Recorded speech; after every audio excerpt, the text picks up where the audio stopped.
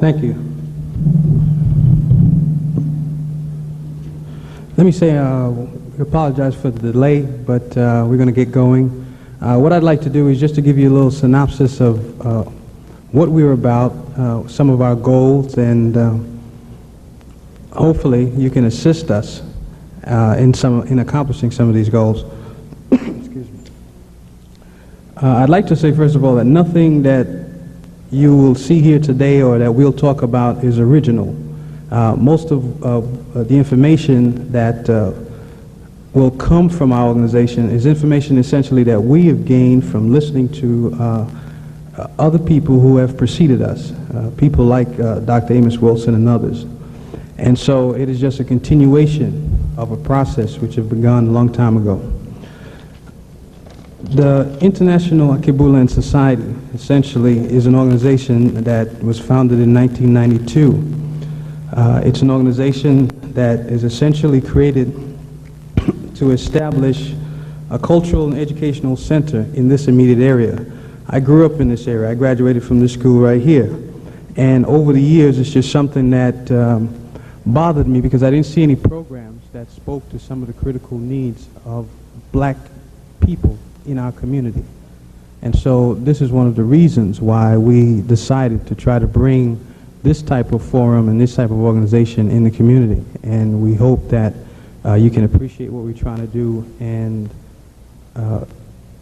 bring some other people back, particularly if you leave here with something that you think was worthwhile. The society represents background in various disciplines. You have people in business, you have people that are in all kinds of civic organizations, but that's not really the important thing. The important thing is that everyone in the organization has a perspective on where we need to go in terms of African culture and would like to somehow be a part of bringing that into this immediate community. Now, we had two essential focus in doing this. The first one was to empower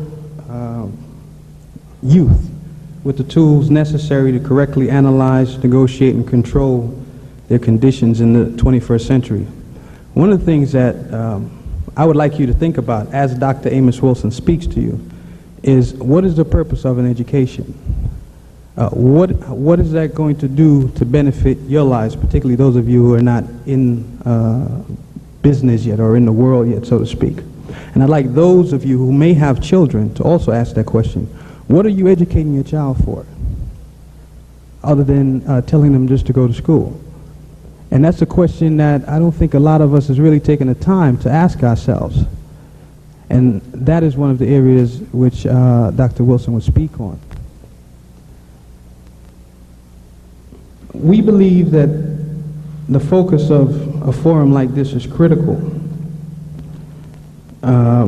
We believe that in a multicultural society where you have different interests, different people, you have to define for yourself as a people what is going to be important to you. And a lot of people out here today are trying to sell us on the idea that we're one just mosaic and there's no such thing as difference with people, and we should not recognize the differences in us as a people. And not that I will make up anyone's mind for them, but listen carefully when you hear people talk about that, and then try to get alternative positions on that, and then you make the decision based on the information. We won't take any longer, as I said, but I just wanted to make those comments to you. We would like you to assist us. We don't seek any money from any government agencies. We don't seek any money from any private corporations unless it is willfully given without any strings attached. One of the problems that I've always had is organizations which I think compromise the interests of black people by accepting money from other organizations which usually have different agendas than what we need to actually hear. We try to bring a forum that does not limit the amount of information or where that information comes from, if that individual or those people or that organization is focused on trying to help our community and trying to empower our children. And we focus on children because without them, we do not exist. You have to understand that there are people in this world today that are in museums, and that's the only place you can find them because they was extinct like animals. And so the idea of thinking that this cannot happen to us or will not happen to us, I would just suggest that we spend some time looking at the experience of the people from Tasmania and what happened to them, the people that used to inhabit what's today Australia, and where are they? And we need to really spend some time and seriously look at these things. But again, I met this gentleman about a year ago, having read one of his books, Black on Black Violence, and it had a profound effect on my thinking, and it's something that I think we all need to be exposed to. I won't get into what he will talk about, but simply say that, to me, having heard a lot of individuals who have tried to deal with issues, particularly those which affect young people and education, he's one of the few people that I think offers an excellent analysis, but more importantly, a correct analysis, not just an excellent one. Good intentions are wonderful, but if they don't produce the results, it does us no purpose. So without any further ado, I'd like to bring to you an elder, someone who I have a tremendous amount of respect for, and someone that I hope that after leaving here, you will not only purchase his book, but try to use this as a means of accessing further information about your culture, which means about yourself. So let me introduce to you right now, he doesn't like to be called doctor, but I call him that because sometimes people need to hear that to feel that this person is legitimate to speak to them. But we call him Brother Amos Wilson.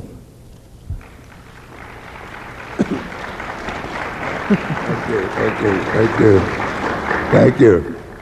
Thank you very much, my good brother. Appreciate your invitation. I appreciate your coming here today, this afternoon. And of course, I know you are beginning to feel a bit that spring is in the air. And to come out here on a Saturday afternoon takes some doing, and I certainly appreciate your taking the time. Of course, I think the subject matter warrants the time as well. Death at an early age is the school system setting our children up for failure is the topic that was suggested to me today and to which I will speak for a bit. Is the school system setting our children up for failure? Very interesting question. Is the school system really has it ever set them up for anything else? It depends on how you measure failure and, of course, how you measure education. In my class at the College of New Rochelle at the campus here at Co-op City, I teach a course called Children at Risk.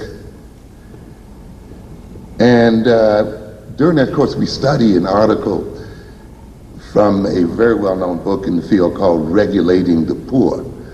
That book describes how welfare policy in this country and how welfare policy historically has been used for political purposes, political and economic purposes.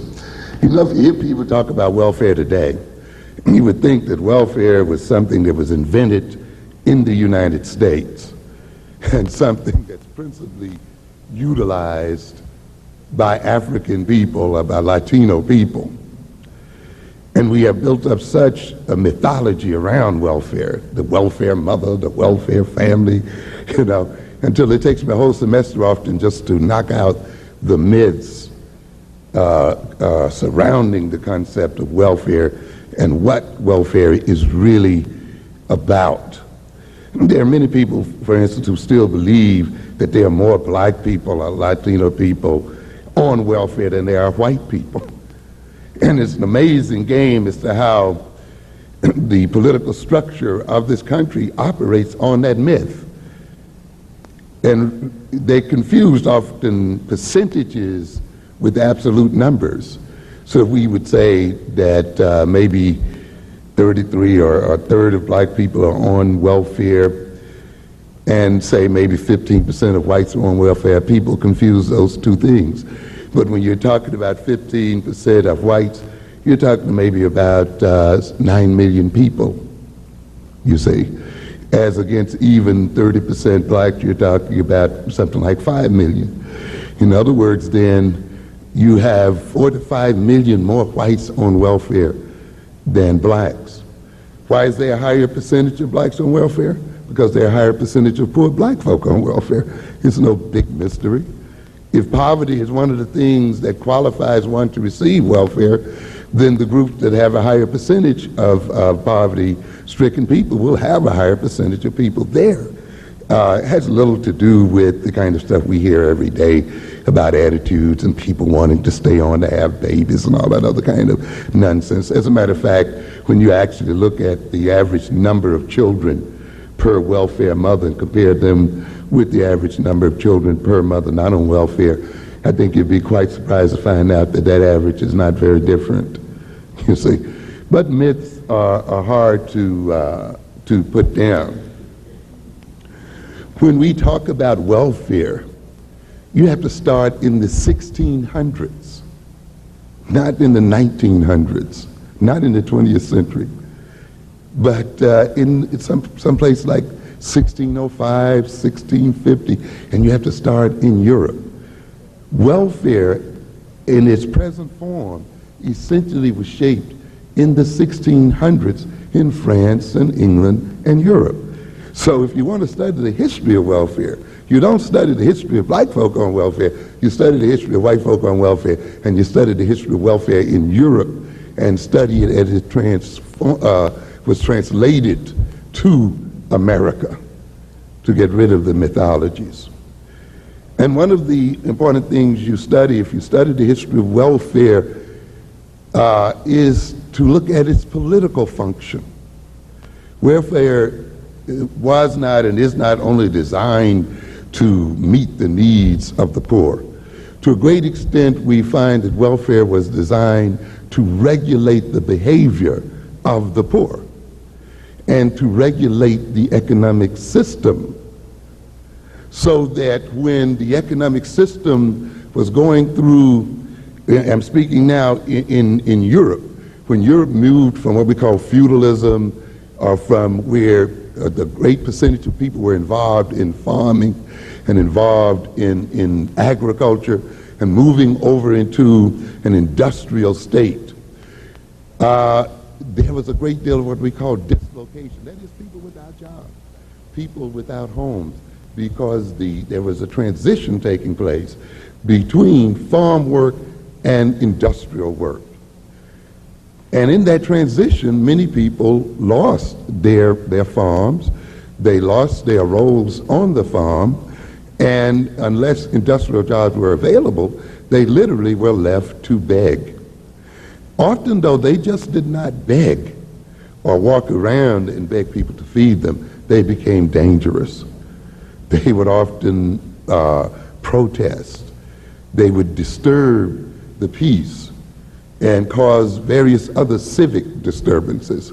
And it was at the point where the civic disturbances became intolerable that the state of France, England, the cities in France and so forth, decided then to establish what we call welfare programs. In other words, often the welfare programs were created and administered more to control the politics, more to control order, than actually to feed the poor or to meet the needs of the poor. Often welfare was extended during high periods of unemployment or during periods when the nature of the economy was moving from one level of technology to another level, when people then were unemployed and had to be retrained and re-educated in order to operate in the new level of technology. And therefore welfare would be brought in to sort of to help them over the transition. But when the transition was over, welfare then would be reduced.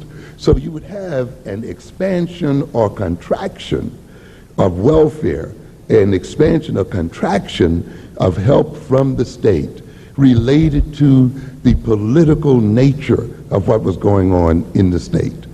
Essentially then, the function of welfare was to regulate the behavior of the poor. They started getting too outrageous in their behavior. If they started to threaten law and order and so forth, then the dole was expanded.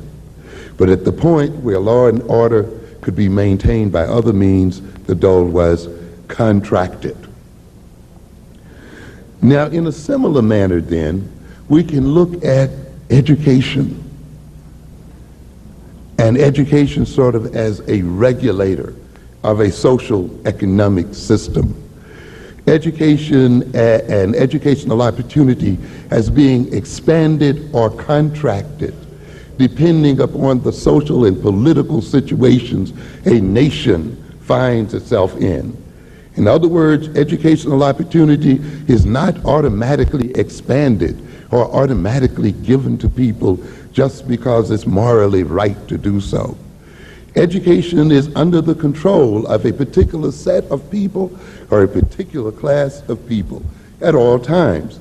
And that particular set or class of people or race of people expands and contracts educational opportunity according to its particular needs or according to the needs of the state. I often talk in my lectures about what I call European constants. Those things that remain the same despite obvious changes.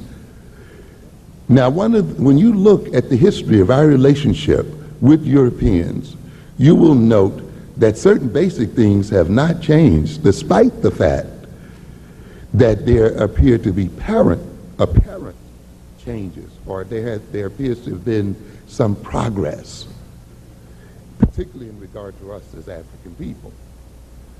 For instance, many of us would think in this day and age that we as an African people have a fundamentally different relationship with whites than what our slave great-grandparents had.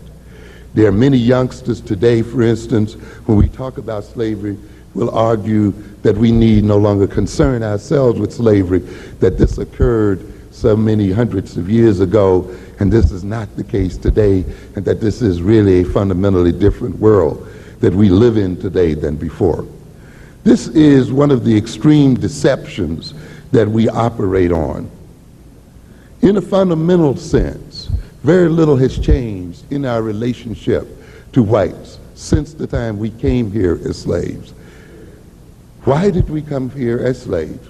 Our major reason for coming here as slaves, or for being bought here as slaves, was to serve the economic interests of white folk, to be their servants and to meet their needs, to live for them and not to live for ourselves. We, during slavery, and the education of black people began during slavery time, not after slavery, but at the very point of slavery.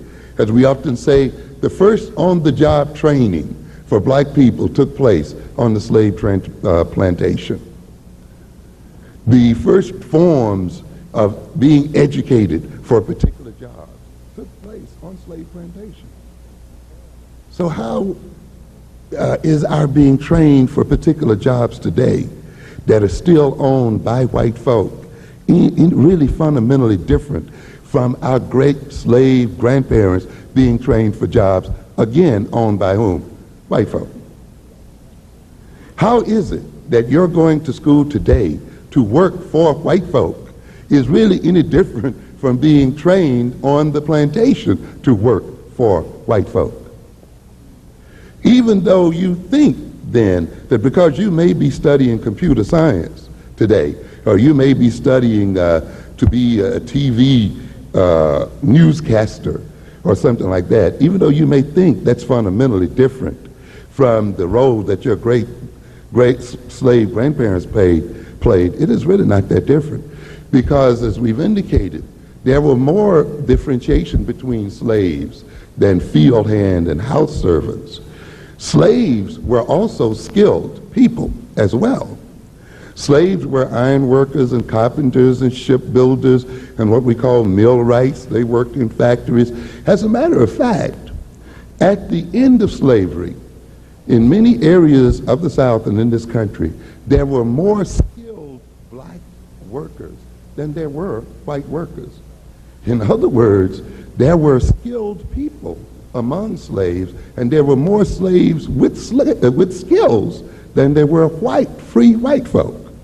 So the idea then that you may be gaining some kind of skill that your parents did not have, or that your great slave grandparents did not have, does not mean that the fundamental relationship between you and whites today and the great slave great-grandparents had and white people during slavery time has changed fundamentally at all.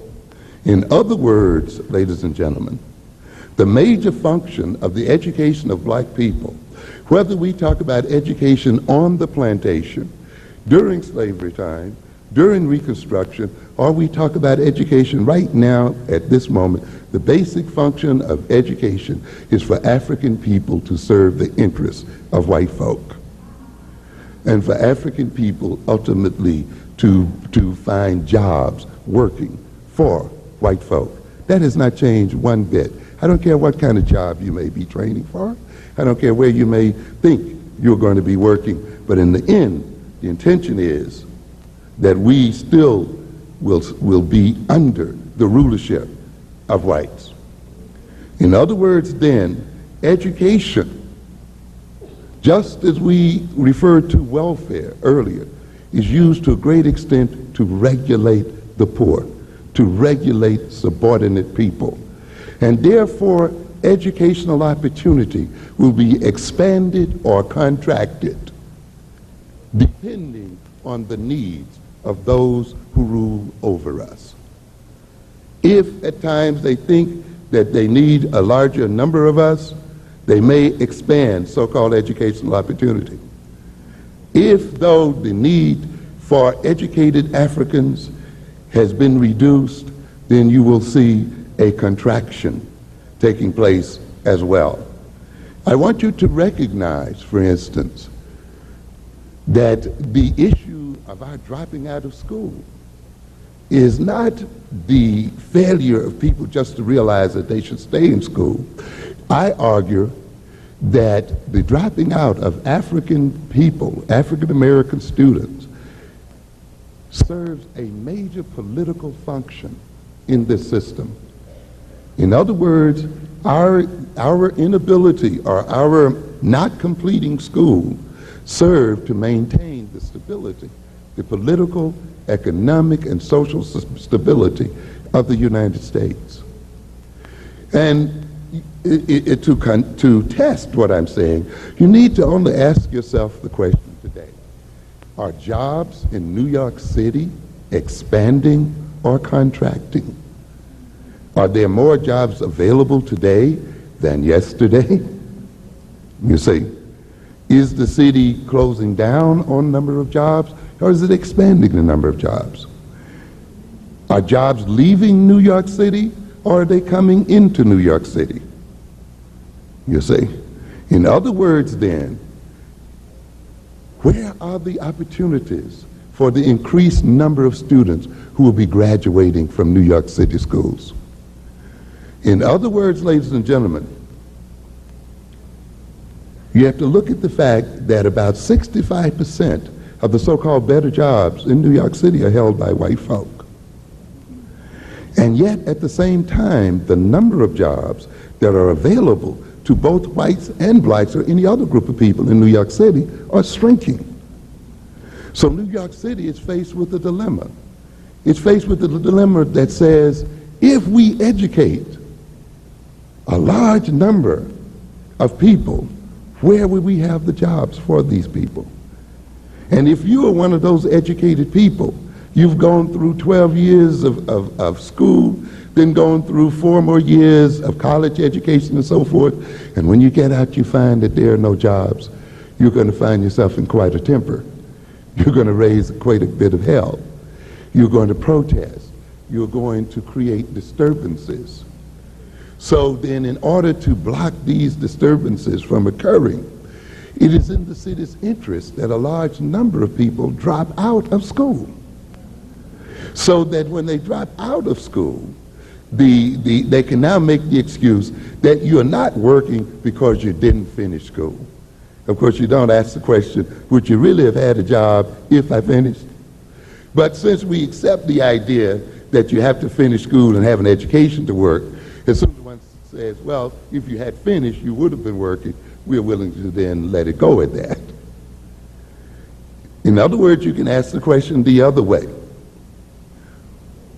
What would happen if we educated 80, 90, or 95% of black students, of Latino students, who are the majority of the New York City population now, if we educated them in such a way that they could score as well or outscore white folk? Ultimately, then, that would mean that we as people would replace white folk in the New York City occupational structure. At this point, you would probably see some racism in this town that you thought did not exist. It would be at this point that blatant racism would rise again, to the point as it happened in the South, where people would say, well, I don't really care what kind of educational background you have and what kind of qualifications you have. This is a white man's job, and this is for white folks first. But you see, we don't have to get to that nasty scenario because we drop out before we what? Get there. So it saves the city and it saves the nation some very nasty racial confrontations. That is one of the reasons I argue then that this city and this nation, as much as it talks about preventing dropouts, as much as it talks about improving the educational quality of our children and of our people, never seems to be able to do anything about it. Never seems to be able to change anything. So we have a lot of bleeding hearts about how we wish and how we are trying to see to it that our people are educated and that the disadvantaged are educated, and you get great news pieces about some great teaching method or some great educational approach that can resolve educational problems, but then after a month or two you never hear of the great teaching approach again. In other words, then, we have to keep in mind that it is not in the cards, as far as Europeans are concerned, for African people to ever be their equals. As much conversation as you hear about equality and about, multiculturalism and all of the other stuff you hear floating in the air, the essential thing is that Europeans and whites have no intentions of moving African people from the positions of servitude, and they have no intentions of giving up their power to regulate our opportunities as a people and to regulate those opportunities in their own interest as a people. The other thing that we have to look at too is the fact that we as African people, we are a very moral people, you see. We are really moral. People talk about so-called criminality in the African community. But when you really look at us as a people, we tend to be very moral, and we tend to think that people should do the right thing just because it's right. And if people are in positions of responsibility, they should just take those responsibilities seriously and do and act toward those responsibilities in an equitable manner without regard to race, color, or creed. But this is not a reality at all. When you look at the reality of life, people belonging to different classes, people having different social, political, and economic power operate in their own class interest. No matter how moral it may be, and no matter how moral it may sound, there is no way that the Europeans who have the economic and political power and the advantages that they have today are going to voluntarily give them up to you as African people in the name of some kind of moral principle or in the name of Christianity. And I'm saying this because we think that professionals belonging to a particular ethnic group are going to overlook their ethnicity, that professionals belonging to particular class backgrounds are going to overlook their class background, and that they are going to provide equal opportunity for others. You must recognize, ladies and gentlemen, that class struggles and struggles between groups is a reality. You young people here today, I will assure you that by the time you get 80 or 90 years old, there will still be ethnic struggles. There will still be struggles between ethnic groups. Do not deceive yourself and do not fall for the propaganda that someday, some way, little white boys and little white girls are going to be holding hands and people are going to be measured by the content of their character. You got another thought coming. The struggles between races and groups, the struggles between classes and groups has been here since the very beginning, and they will continue to be here. The only people foolish enough to believe that such an age is going to come are black folk. And this is one of the reasons why today they're on the bottom of the class and economic and political ladders, because they actually believe somehow a miracle is going to occur where folk are going to look at them and not see the color of their skin. If you think that there's going to occur, you got another thought coming. If you're keeping up with the news today, if you're looking at what's going on in all over the world, in Yugoslavia, where you have so-called ethnic cleansing operations going on, where the Serbs are fighting against the Muslims and the Croats and so forth. If you look at this situation, here are people who lived under Russian communism for almost 40 years. And under Russian communism, they were taught the ideals of classlessness, that there is really no difference in classes, that there should be no class differences, there should be no race differences, there should be no differences based on religion and so forth. And communism is about reducing differences based on class, religion, and creed. And the Russians ruled over Yugoslavia, ruled over Czechoslovakia, Armenia, and many other nations and brought them into what we call the Soviet Empire. Now, as soon as Russia fell apart, what happened? These groups fell into ethnic conflicts. And now you are reading and hearing about the ethnic conflicts that are going on in Herzegovina, in Sarajevo, in Yugoslavia. Even if we look today in our homeland of Africa, we will still see struggles within our African nations between ethnic groups. Ethnic struggles and class struggles are realities. And until we recognize that these are realities and they are realities that we have to confront and deal with, we will be victimized by the realities that we seek to deny. And to a great extent, the thrust of this country has been to get us as an African people to deny reality, has been to get our youth so caught up in music and so caught up in clothes and so caught up in wishful thinking and so caught up in multiculturalism that they will not recognize the realities that are going on in the world. As I often tell college classes, you talk about multiculturalism in the classroom and you're singing other group songs and you're learning to respect other groups and other races. And I ask them, where are the multicultural grocery stores in your neighborhoods? Where are there blacks and Koreans owning the grocery stores? Where are there blacks and Koreans owning the vegetable markets?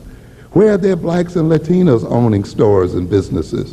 Where are there blacks and Arabs owning? Where is the multiculturalism that you talk about so much in these schools and in these colleges in real life? When you walk out of these doors and you're taught by multicultural teachers, you're taught by white teachers, and you're taught by teachers from other ethnic groups, but when you walk out of that door, you see essentially one group of people, one group of ethnic people owning your neighborhoods, owning your vegetable markets, owning your businesses, controlling your community economically. So the reality of the school is not the reality of the world. The glorious sounds of Martin Luther King's speeches are not the realities of the world. And you must come to terms with the realities of the world. And the music that you hear and the hip hop and the sadistic rhymes that you hear in this rap is not the reality of the world.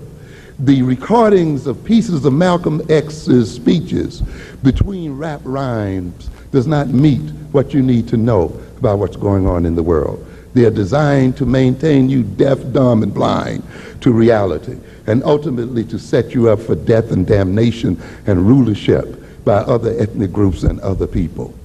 You may dip and bow your head to the rhythm of the music, but yet as soon as you dip and bow your head to the rhythm of the music, I can see you looking and looking to see if you can jump over this turnstile to avoid being caught by a white policeman. Because the reality is that while you're dipping and bowing to the sounds of the rap, the white nerds are staying in school, and the same white nerds will be the ones that will arrest you and put you in jail. And it's the same white nerds that you try to avoid at these turnstiles, and it's the same white nerds that sit in these courts and sentence you to 25 years in prison and sentence you to life in prison, and may one day even sentence you to death. You must wake up to the reality of things, and you must wake up to the fact that there is no group of people, white, black, Korean, Latino, Arab, or any other group, that's going to hand you and you and you and you equality on a platter. You're going to have to fight for it. You're going to have to struggle for it. And you're going to have to realize that you have to defend your interests as a people and as a student. And that there are classes today, such as the white middle class, that struggles to maintain its prerogatives. Let me give you an idea, because some people make a big mystery out of education. Let me just read here why we are being miseducated and how we are being miseducated. This was a piece in the New York Times, the 18th of February, 1993. Teaching in a closet or a shower. Crowded classes and more students are a portent of the future. It is so crowded in some New York City public schools that some students get lunch at 10:30 a.m. Some attend classes in churches, empty warehouses, factories, even defunct department stores. Classes are taught in closets, and computer labs are converted shower stalls. And the problem is only getting worse. And they talk about the largest surge in enrollment in a quarter of a century in New York City schools. They indicate here that city public school enrollment peaked in 1971 with the record of 1,140,349 students as the city entered a period of stark decline and retrenchment. What are we saying here? The number of students that are entering New York City schools is increasing at the very point when New York City schools are becoming poverty-stricken, when the New York City school budgets are what? Decreasing and shrinking. This is the school system that African American people have inherited. A school system that is becoming constricted and restricted in its financial possibilities. And yet at the very point that it is becoming constricted in its ability to finance our education, the number of students entering the system is increasing. Schools officials used the opportunity to close and dispose of outdated school buildings that they thought they would never need again. In other words, in the 70s, they thought that the decline in the population of New York City schools would continue. And so they closed some schools, they got rid of them because they thought they would never need them again. And now, lo and behold, what has happened? The population has increased and we have tremendous overcrowding. Much of the recent increase has been attributed to new immigrants who have been filling up public schools in some neighborhoods while seats in other neighborhoods go begging. Some of the growth is also because of the economic pressures on parents during a recession that has resulted in sagging enrollments in private and parochial schools. We are seeing a shrinkage in the population of parochial schools, that is Catholic schools and other private schools. While enrollment in our schools continues to grow dramatically, our share of the state's allocation for education continues to shrink. This was stated by Mr. Fernandez, the outgoing chancellor. In the last 3 years, more than 125,000 immigrant children enrolled in city schools. The largest group came from the Dominican Republic, followed by Jamaica, the former Soviet Union. We're going to come back to this immigrant issue, by the way. The former Soviet Union. In other words, as the Soviet Empire broke down, a lot of the people are leaving that empire, including Soviet Jews and other European white folk, and coming to America. And of course, are being enrolled in New York City schools. They're also coming from Guyana, China, and Haiti. They note that between 1971 and 1991, enrollment in private or parochial schools fell by more than a third to 267,838 from 415,939. So the educational situation here is going to be one of great struggle between groups for shrinking resources. The struggle has been taking place since the very beginning between white and black, with the whites, of course, manipulating the budgets and manipulating the nature of education of African people to maintain their power relations and their dominance over African people. A relationship that they do not intend to give up. Let's compare some of the spending per student in the New York City area between 1986 and 1987. Manhasset, which is out on Long Island, the spending per student per year amounts to $11,372. That is between 86 and 87. Now look at how that compares with New York City during that period, which spent $5,585. In other words, on Long Island, in places where white students are, the state spends more than twice as much money per student than in New York City. This is how ethnic groups, this is how class groups maintain their advantage and maintain their power. Let's look again. Jericho, Long Island. Again, $11,325 per student. Great Neck, $11,000. Again, compare that now to the $5,000 figure I mentioned in New York City. Bronxville, $10,000. Yonkers, Rye, New York, $9,000. Yonkers, $7,000 per student. Levittown, $6,000. Mount Vernon, $6,000. Roosevelt, $6,000. Down to New York City, $5,000. It's no accident then that people coming from these areas, going to these schools, have an advantage over people coming out of the New York City schools. And ladies and gentlemen, if you're not aware of these facts, if you're not struggling in terms of the state allocations for educational funds, if you're not aware of how money is allocated in the state for education, then you're going to be victimized by those allocations. And as you can see, the allocations are weighted to maintaining the status quo. Let's look then again at how this gap has widened. Let's bring it more up to date in terms of 1989 and 90. Manhasset, $15,000 per student. On Long Island again, Jericho, 14,000, Great Neck, 15,000. Now we're coming closer to home, Mount Vernon, 9,000, Roosevelt, 8,000, New York City, 7,000. So what are we indicating here then? That the ethnic and class struggle continues, and that ethnic and class struggle is such that those ethnic groups and those classes which can exercise political and economic power will bias the distribution of educational funds in such a way that their political and economic power is maintained. Now those are the basic average figures. Now you can go into particular areas such as Amagansett, Long Island, and you will recognize that there the average amount of money spent per student in that area is something like $45,000 per student. Yes, you have these tremendous differences. And so you have students who are sitting in computer labs where a class is no more than about 20 people.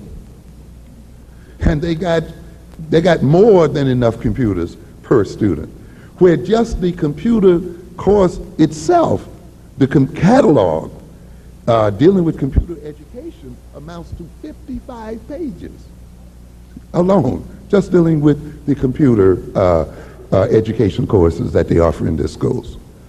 So what do you got going on here?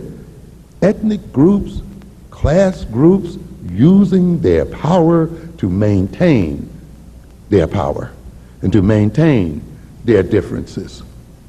So they'll let up on you a little bit, they'll give you a little head start and a little this, but in the end there's no intention to give you any head start. There's no intention to even let you start out the race even at all. The question then becomes, if the nation no longer needs African people, will it continue to educate them? You see, the thing that we fail to ask ourselves, as indicated by Brother Patrick there, is what is the function of education? We think as African people that the major function of education is to prepare people for jobs. But you never ask yourself, what if the jobs do not exist? We assume that there is a job out there for every educated person, so that all we need to do is just get educated and reach out for the jobs and they'll just fall in our hands. Well, this is another myth. This is not the reality, ladies and gentlemen, of this country today. And it's seldom the reality of many nations. There are many nations and there are countries today where the supply of educated people far exceeds the number of jobs available for those people. As a matter of fact, one of the reasons why we have a large number of immigrants in this country today is because there is little opportunity for educated immigrants in their own countries. The average immigrant coming into this country today, in other words, I believe if my figures are not wrong, but they're in the ballpark, my last reading was that 46% of the immigrants coming into the United States today have college degrees. This compares with something like 18% of native-born blacks with college degrees. You understand? Even if you compare people coming from the Caribbean, I believe it is something like 30% Caribbean with college level education, as against something like 18 to 16% of native-born African American with college level education. And when you look at black males, you're comparing something like 30% of Caribbean educated people as against something like 13% African American males. So that's a major question that is buried in these statistics. And that situation is this: why should we continue to educate African Americans when we can ship in educated people from other nations and other places? And I'm going to come back to that in a minute, because this is exactly what is going on and what is happening. But the more fundamental question is, if there are few jobs, or if there is a slow growth of jobs, do we need to continue to produce the same number or a larger number of educated people? If, as we argued earlier, education like welfare is used to regulate people and to regulate the country, then why, if whites did recognize that the number of jobs that are available do not exceed the number of educated people, why then would not the system decide that it's going to do what? Cut back on the number of educated people, even though it will hide that behind a lot of mystical ideas that they're dropping out on their own, that they don't have ambition, that, you know, they come from the wrong class background, or they come from the projects, and all that other stuff. But in the end, no matter how they explain it, there will be fewer of us getting education, and therefore fewer of us to compete with the others. Even if this country needed the African American, could it educate him according to standard methods? You see, that is, we are beginning to run into the situation where the country could say, yes, we could possibly, and I'm speaking hypothetically because this is not the reality, it could say hypothetically that yes, we may need more African Americans in the labor market, and we should bring more of them in. A major question becomes then, can these schools really appropriately educate African people, particularly when these schools are based on another model, and these schools are not designed to meet the educational needs of African American people, or designed to meet the psychology and history of African American people, so that we could be appropriately educated in them. To a great extent, I've said on many other occasions, these schools and this school that you sit in right now never was designed with the idea that would be the majority in mind in it. This school still operates on the model of the white child.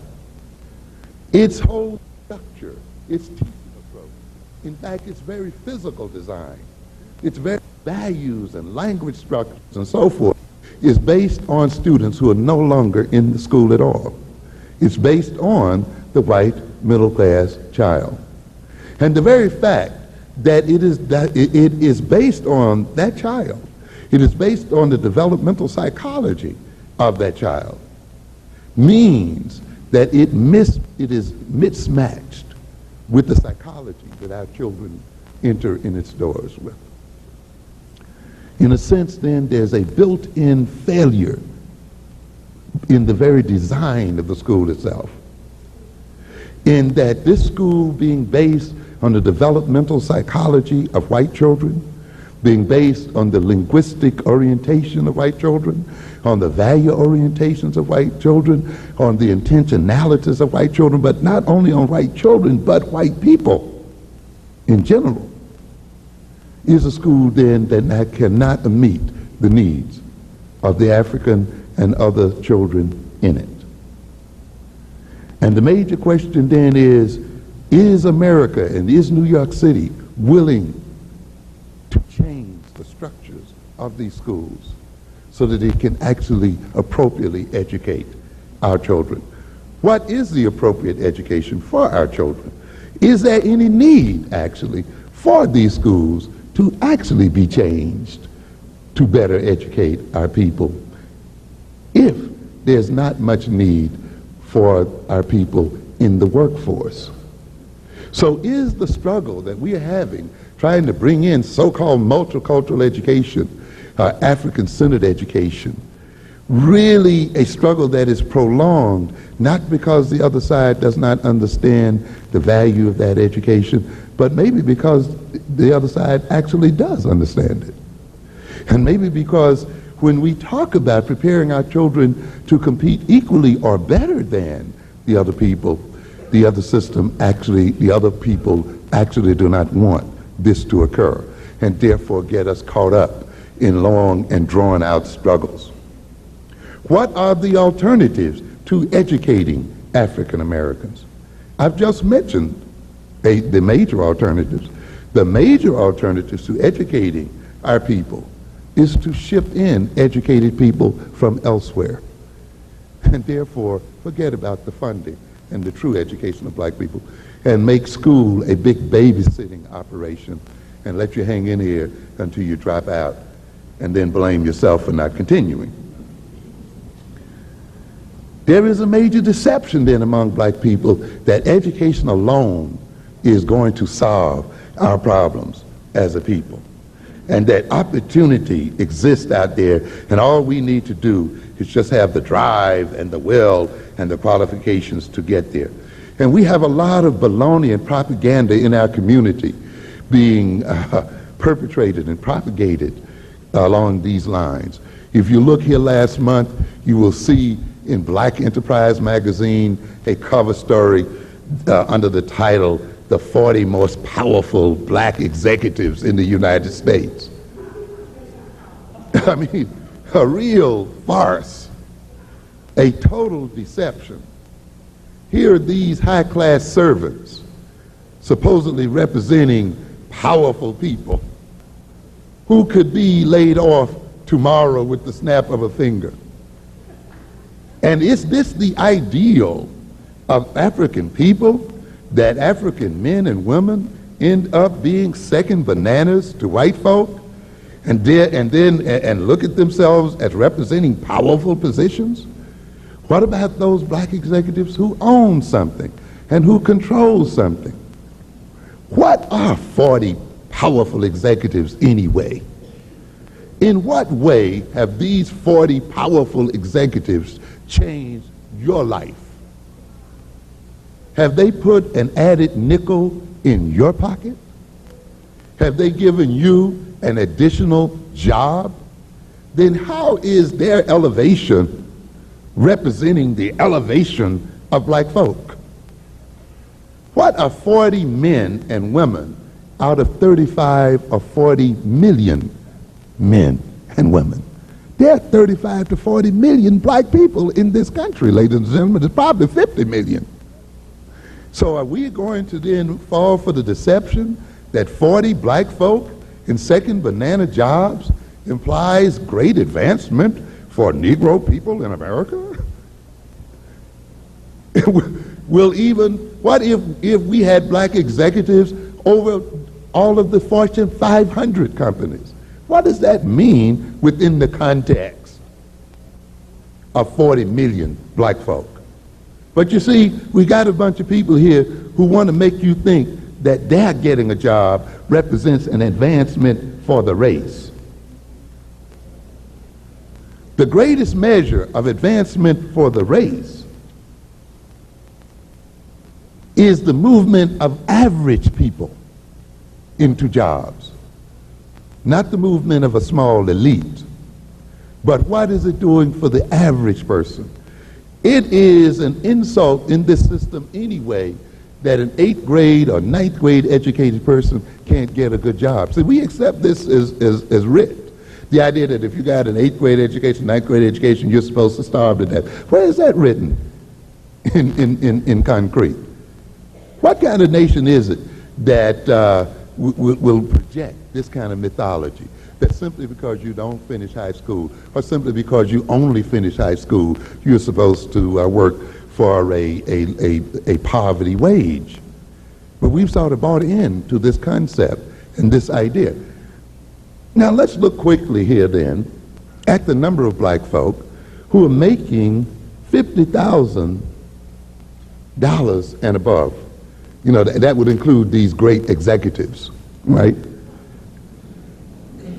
You know what percentage of black people earn $50,000 and over?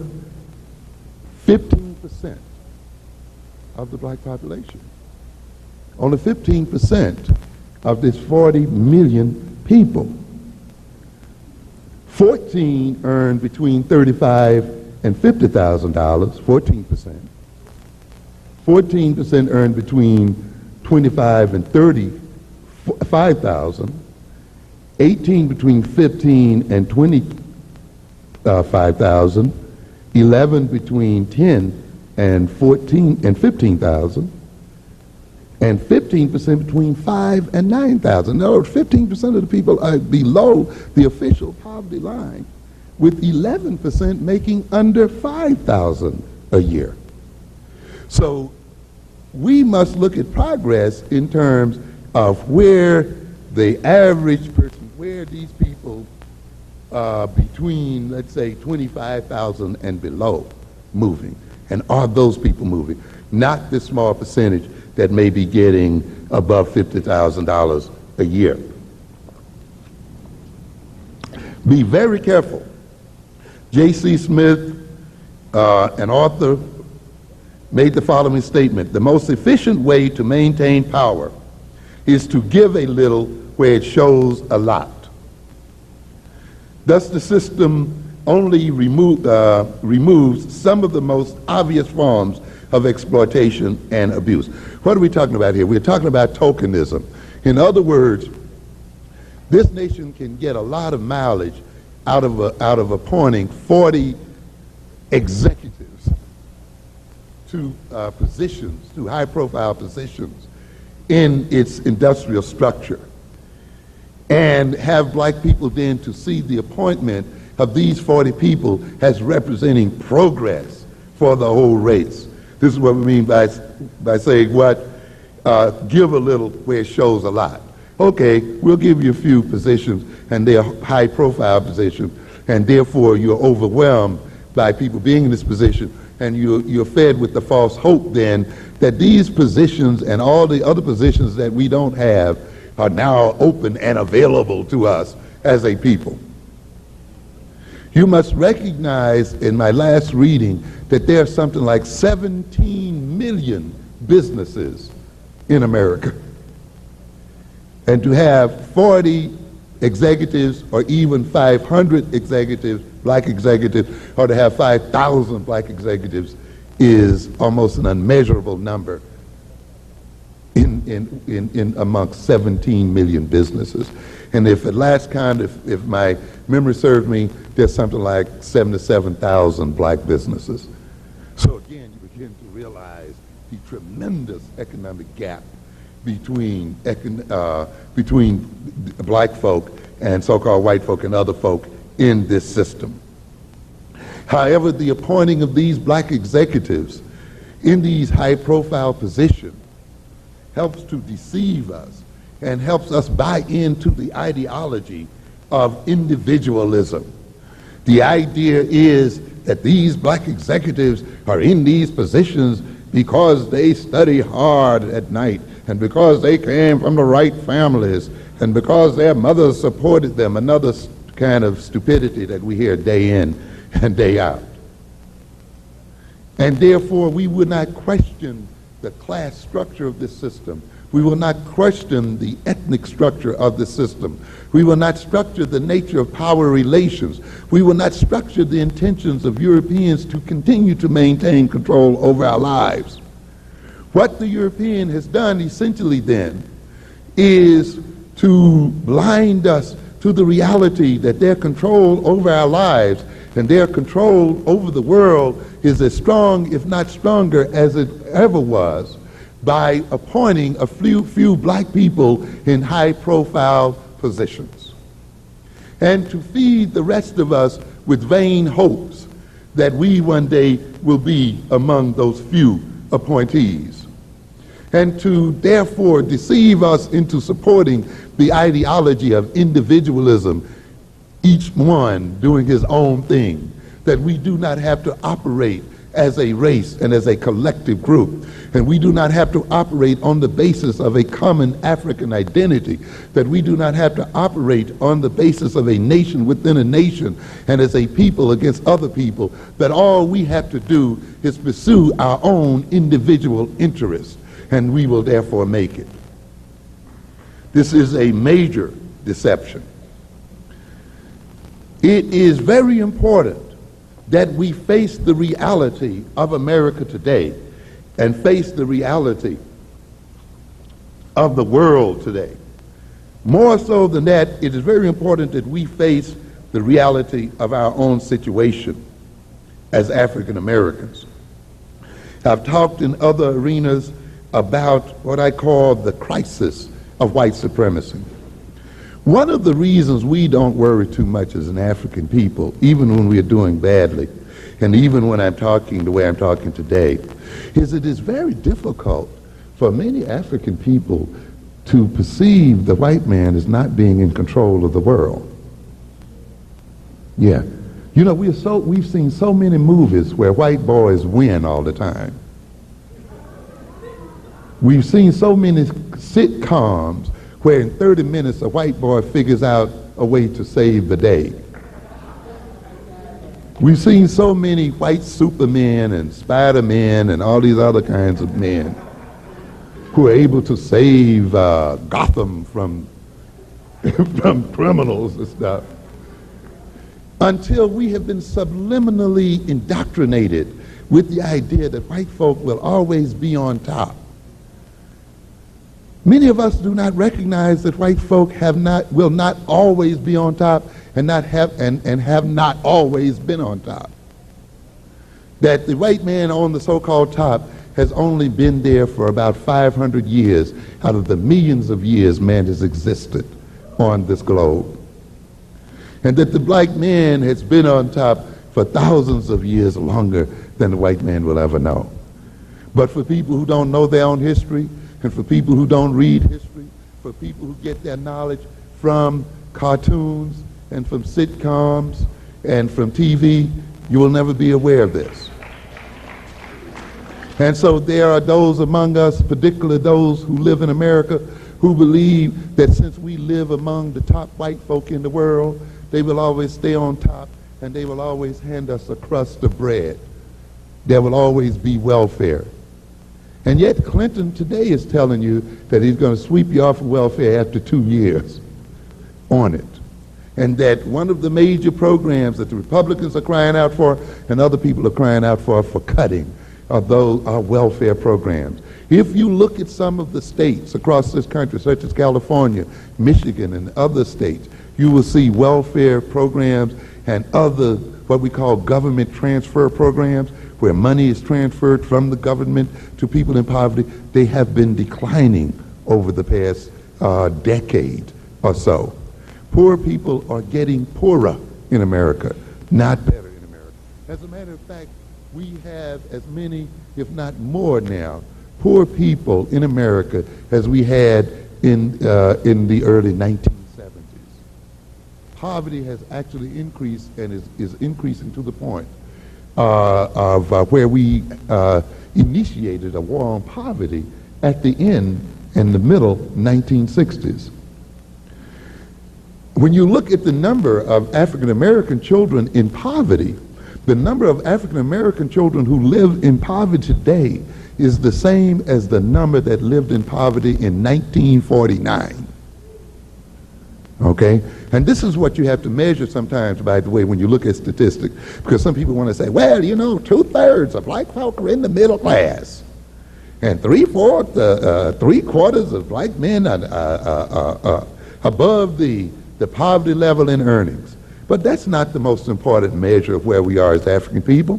What you have to look at in terms of where you are as an African people are the number of children who are in poverty. You see? What number of children live in poverty-stricken circumstances? And when you live in poverty-stricken circumstances, you are not just living in an area where there is an absence of money. You're living in an area where there are absences all about you.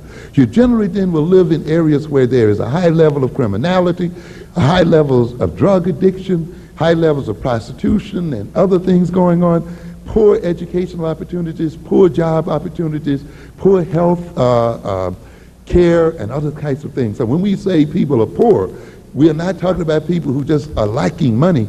We're talking about people who are living under particular conditions that destroy the spirit, destroy the mind, destroy values, destroy outlooks, and continues to perpetuate poverty through the type of psychology that is ultimately inculcated in those people. And therefore, the more sensitive measure of the nature of where we are as a people are the number of our children who are living in poverty-stricken circumstances. So while we may talk about 1/3 or 2/3 of our people living above the so-called poverty line, we must recognize that almost 2/3 of our children are living under poverty-stricken circumstances, and that does not augur well for the race. Simply because you have something does not mean that you will keep it. And this is another error that many black people make. They think now because they got good jobs, or you think now because you may be living better, that the world, that this is going to continue. There's no universal law written in stone that because you're living well today, you're going to live better tomorrow. I frequently criticize this myth in America, this myth that we call the myth of progress, or the idea of progress. And that is that things get better with time, so that even if they're not the way we want them today, they will be better tomorrow. Who told you that lie? They could be worse tomorrow. People don't only progress in history, they regress in history. Empires not only are built and grow up in histories, empires do what? Fall and collapse in histories. You must understand that. So simply because you may have a higher level of opportunity today, simply because you may have a higher income today, in no way guarantees greater opportunity tomorrow or higher income tomorrow. So there are those who will look at this so-called progress that African Americans have achieved today and will assume then that this expansion will continue in the future. And yet a reading of our own history would demonstrate that that is not the case. This is not the first time black people voted. This is not the first time black people have gone to so-called integrated school.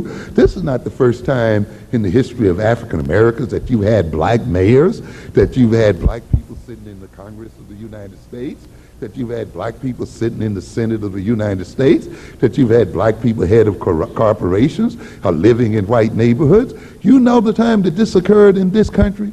This same type of lifestyle occurred in the United States over 100 years ago in the 1870s. Back in the 1870s, black people were expecting to have a black president, a vice president elected any time. You had black people in the 1870s proclaiming that the era of racism was over, that people would no longer be judged based on their race or background in the 1870s. But do you know what happened in the 1870s? Blacks were disenfranchised. The votes were taken away. Black people were thrown physically out of state legislatures. Black people were terrorized from the voting polls and were not allowed to vote.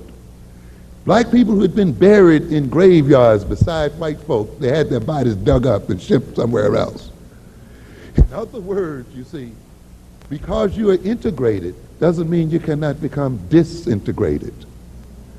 And it took then 100 years, up to the 1960s and 70s, for black people to re-achieve again the things they had 100 years before.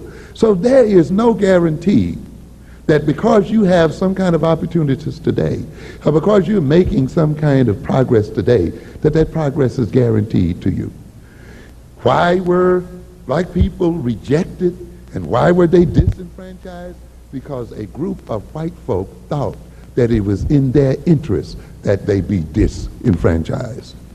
And we are in exactly the same position today when there is a group of white folk in America today who come to believe seriously that it is in their interest to remove opportunities from black folk and to disenfranchise us, then it will happen. And ladies and gentlemen, it is on the verge of happening today. And we have to then keep this in mind. Why is this happening today? For one of the major reasons, it happened in the 1870s. Because in the 1870s, a part of the struggle also had to do with the economic nature of America. And America undergoing recession, and America undergoing depression, and America undergoing economic problems. And therefore, there was a need to readjust the racial status quo. And black people then were a part of that readjustment. We believe then, and this is what I was talking about earlier, we think then that whites will always be on top, and therefore their being on top is going to at least guarantee that we eat. That is a serious deception. I've talked before about the crisis of white supremacy. The fact now that there is a question as to whether whites will be the supreme race on this globe. There is beginning to be every likelihood that the Asian ethnic group will be the supreme ruling group on this globe, particularly if Africans are still listening to hip-hop and still caught up in music and are still not caught up with the realities of what's going on. And I've often asked the question then, are we as African people struggling to gain our freedom from white domination only to fall under the domination of Asians? And that possibility is becoming more and more real today. There is no universal law that guarantees that white folks shall always win today, that they will always be on top, and therefore African people should be aware of the fact that we can no longer depend upon white prosperity and depend upon white domination to provide us with second banana existences or existences at all. Now, if you read this year's The State of Black America, 1993, put out by the Urban League, and I urge people to read this particular publication, which is bulging with statistics, I think it will sober you up to a very great extent. But let's again look for a moment at the nature of the American economy in terms of jobs, since we are being educated to get jobs, aren't we? New York Times, February 28, 1993. Clinton plan confounds union chiefs. The headline reads, "Wanted, high-tech jobs for retrained workers." In other words, you're retraining workers for jobs, but what? Where are the jobs? And it starts by saying, what American workers need are a lot more high-wage, high-skilled, quality jobs, as President Clinton called them last week. Find those jobs and train people to do them, and the government, the schools, industry, and labor unions will build a prosperous middle class and the mighty American economy of the 21st century. We need an aggressive attempt to create high-tech jobs of the future, the president said. That was just a thematic salvo to the jobs plan that the administration will eventually put together. But the planners might have to do some heavy thinking about one dimension. Just what are those high-tech jobs? What are they? Where are they? Where are those jobs waiting for you simply because you got an education? They go on and ask other questions. What jobs are you going to train people for? This is America. These are the questions that America is asking itself. What kind of jobs are we going to train our people for? But this question is being asked in Germany. It's being asked in England. It's being asked in France. It's being asked across the European diaspora as well. It's being asked in Russia, in Eastern Europe. In other words, ladies and gentlemen, white American, European capitalism is in a state of crisis, and that means that African American people who are dependent upon the health of capitalism are also in a state of crisis. You've heard that phrase, when white folk get a cold, black folk get the flu. Well, you're going to really get the flu with this one. The other question is asked, does Ron Carey, president of the Teamsters Union, know? No. He says, I would not know how that comes about. Giant corporations, giant companies like General Motors, IBM, United Technologies, Boeing, Eastman Kodak, and Sears Roebuck are still shedding workers. Many of them high-wage, highly skilled machinists, tool makers, and sheet metal workers, accountants, supervisors, and systems engineers. Does that sound like a great opportunity awaiting you simply because you're qualified? Within 1 week, Sears Roebuck and these other companies with one week announced 100,000 layoffs. There's a hoax around this idea that this country is in dire need of skilled workers. How can it be in dire need of skilled workers when it is laying off skilled workers by the thousands? And not only is it laying off skilled workers by the thousands, it is laying off skilled managerial workers by the thousands, middle management people. You see, those jobs that we as black folk used to talk about that set the glass ceiling beyond which we can't go, well, those jobs also now are being eliminated. The unemployment in the managerial areas is shrinking, not expanding. So then there's severe crisis. With GM and IBM boarding up factories, many of those jobs will never return. I tried to warn my people that America is going through a major restructuring in its economic system. We are not just suffering from some kind of recovery after which it is over, we'll return to the jobs from which we were laid off. These jobs from which we are being laid off are disappearing, never to come back again. You have now in this country a recovery that is occurring, but not creating new jobs. And this is a part of the problem. So you can now have an increase in business activity, yet that increase does not mean an increase in job opportunities. And what does that imply then? It implies either that more people are working overtime that are already there, but on a more ominous level, it implies that while people were being laid off, their jobs were being restructured or phased out and being replaced by computerized activities, or the nation's corporations are completely reorganizing themselves so that they will not need as many workers in the future. The companies in this country now are shipping jobs out of the country, period. They are deindustrializing this nation, which means that whole factories are being just taken wholesale out of this country and being planted in other nations across the world.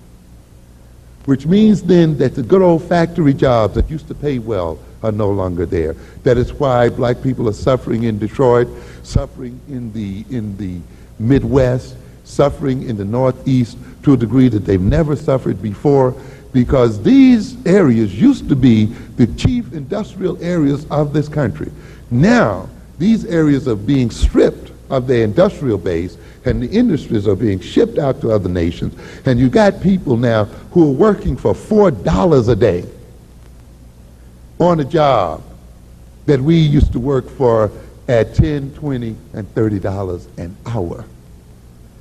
And therefore, the corporations are no longer interested in hiring people who are demanding $15, $20, $30 an hour when they can take these jobs right down to Mexico and have the Mexicans and others work for $3, $4, $5 a day, ladies and gentlemen. This is the nature of what's going on in the world.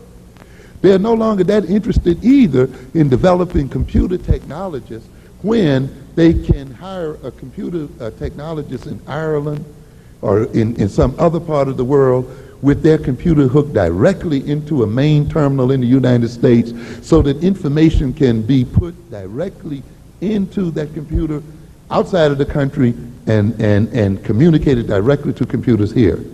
Why then hire an American worker at $10, $15 an hour to run a computer when you can hire a computer operator overseas for the same price?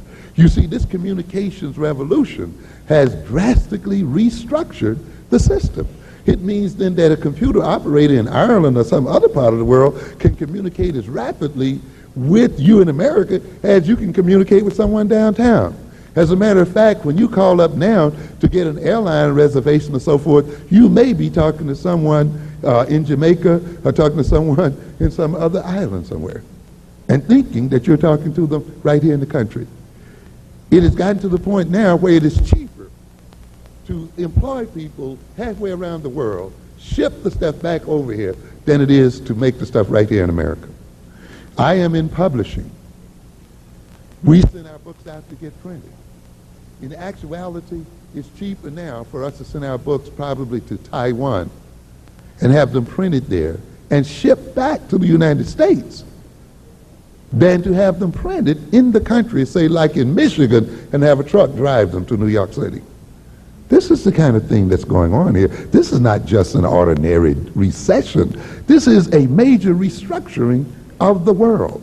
And if African people do not wake up and understand what is going on, we are going to be surplus people. And this country has a very clear record of what it does with surplus people. It does not feed them welfare. It does not give them handout. It kills them.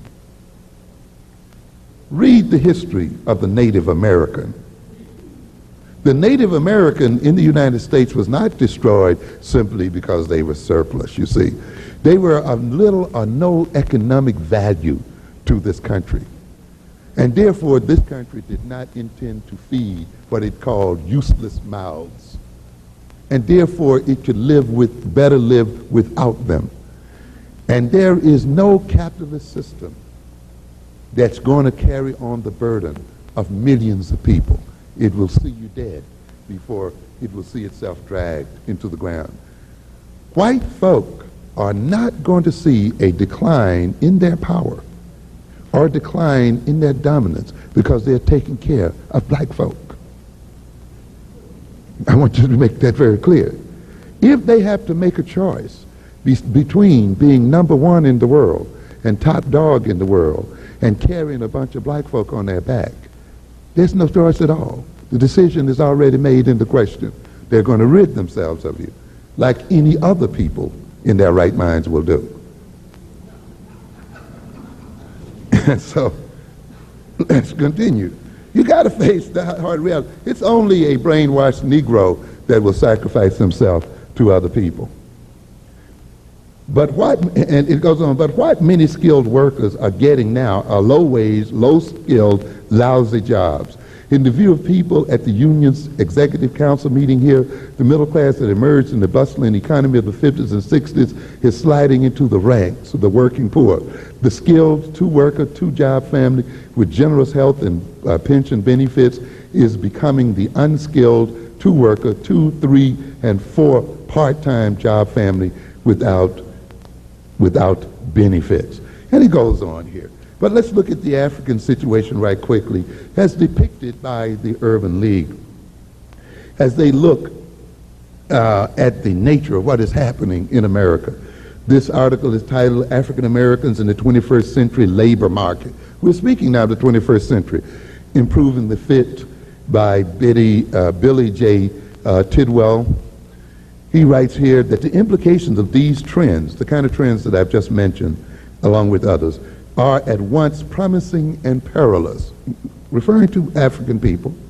On one hand, the changing demography of the labor force may combine with the mounting centrality of human resources to expand opportunity for the group.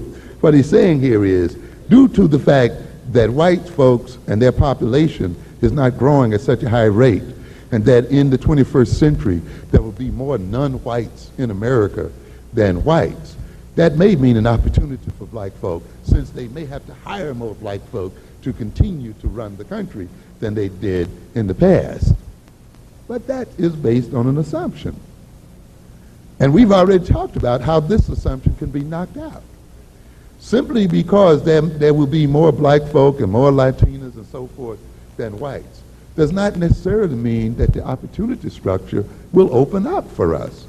It may mean, as I mentioned earlier, that the country will simply ship in more immigrants, you see, to take the jobs, or, as what is happening, it will ship out the jobs, you see, and just give the jobs to other ethnic groups in other nations and in other places. So you can't sit back and say, well, we're going to be the majority in the 21st century, and there are going to be more people of color in America than there will be white folk. So America would have to hire us because there ain't enough white folk to run the place. Yeah.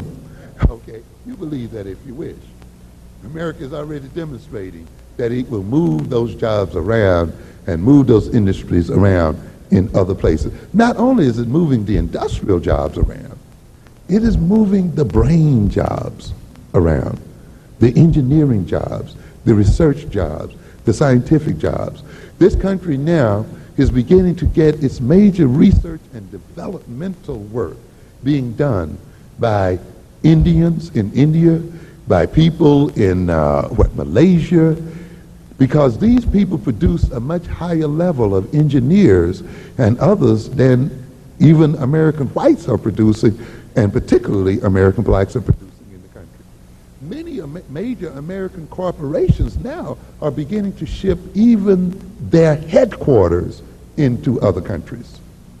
Okay, so not even the major headquarters will be located in the United States.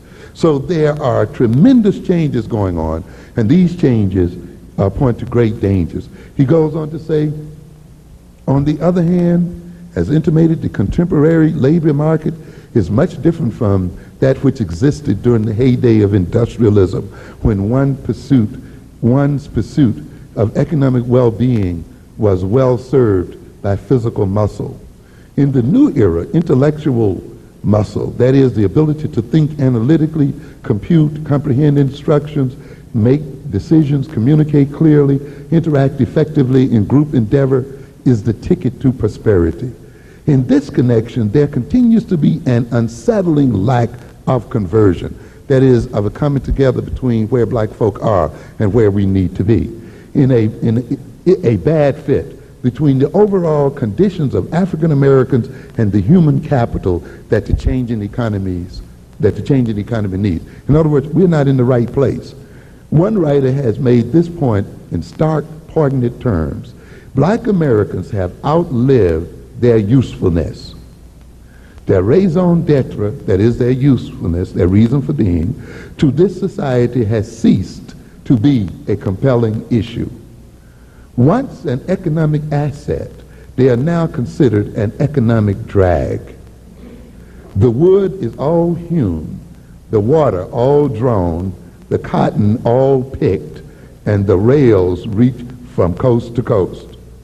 The ditches are all dug, and the dishes are all put away, and only a few shoes remain to be shined. Okay? So people are very clear about where we are. He goes on to say, at the same time, the analysis leaves no doubt that African Americans must be much more astute and proactive on behalf of their own development and participation in the economic mainstream. Jacob, who heads the Urban Leagues, made this statement: African American children must be trained to see and seize opportunity in the chaos of the changing domestic marketplace. We must develop a new mindset.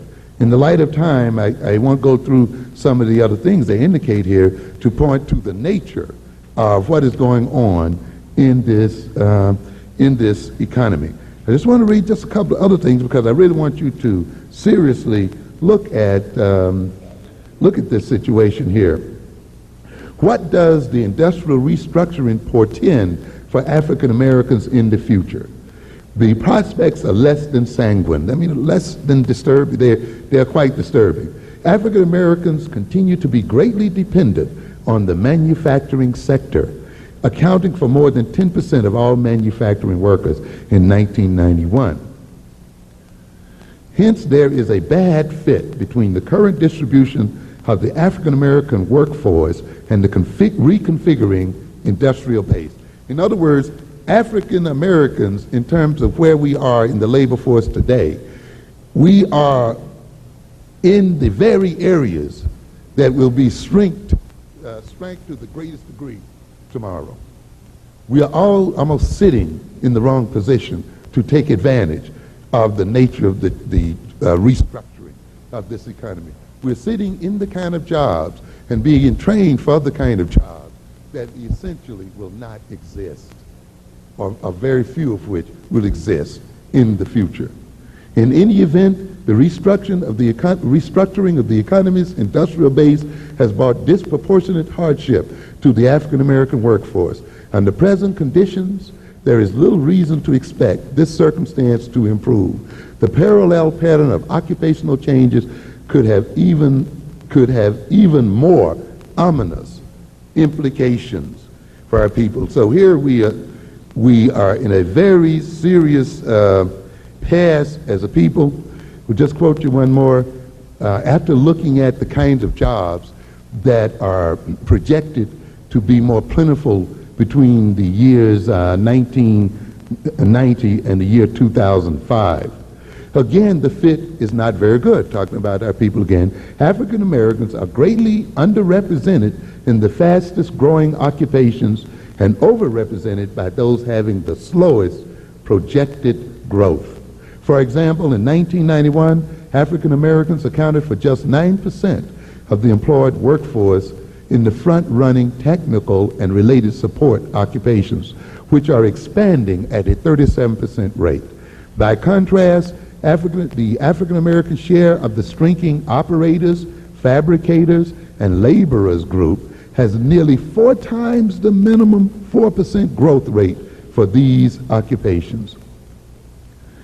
And so again, we in the wrong place at the wrong time. In short, the shifting occupational structure does not bode well for the economic future of African Americans. Both their current placement in the labor market and their relative position on the hierarchy of educational attainment are major constraints. Relieving these constraints, that is, improving the fit, is essential to the overall economic well-being of the African American community in the years ahead. But the challenge may be more complicated than that. And so we are facing the possibility that even this may not change our situation as a people. So what is the function of education? Is the function of education to get you jobs that don't exist? Or is the function of education a bit more deep than mere job training? Is it a bit more deep than operating on the assumption that the economy will just continue to expand and that there are jobs out there waiting for the educated and the highly skilled, and all you got to do is reach out and the apple will just drop in your hand? What is education about? You see, the major function of education, of course, is something that all groups of people have recognized, and groups of people who saw themselves as people and saw themselves as nations. And that is the basic function of education, is to secure the survival of a people, to maintain their very biological existence, and to enhance their quality of life. Education is not just about an individualistic preparation of some people for jobs. Ultimately, it must be the preparation of the people as a whole to maintain their existence, of which maintaining jobs and employment is a part of this major need. But it does not define it totally, you see. When you see the United States in its struggle against the Japanese and how they will maintain their supremacy in the world, how they will maintain their economic position in the world relative to the Japanese, you see them examining the nature of American education. They're not examining the nature of African American education as much as they're examining the nature of white folks' education, because they see that the education of their children and of themselves is crucial to their very survival, and that it is not merely designed to get 1 or 2 people a job, but ultimately is designed to maintain the very life of the group itself.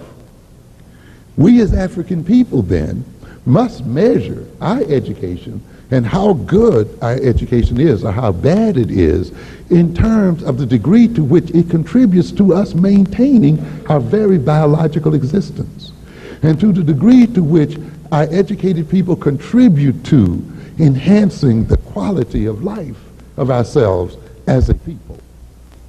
Not whether 1 or 2 Negroes struggle to the top and then try to project themselves as some kind of role models for the rest, and then go out preaching some ideology of individualism, saying that you can make it if you only try. Ultimately then, African people must take responsibility for their own education and must define education in terms of our own interests as a people.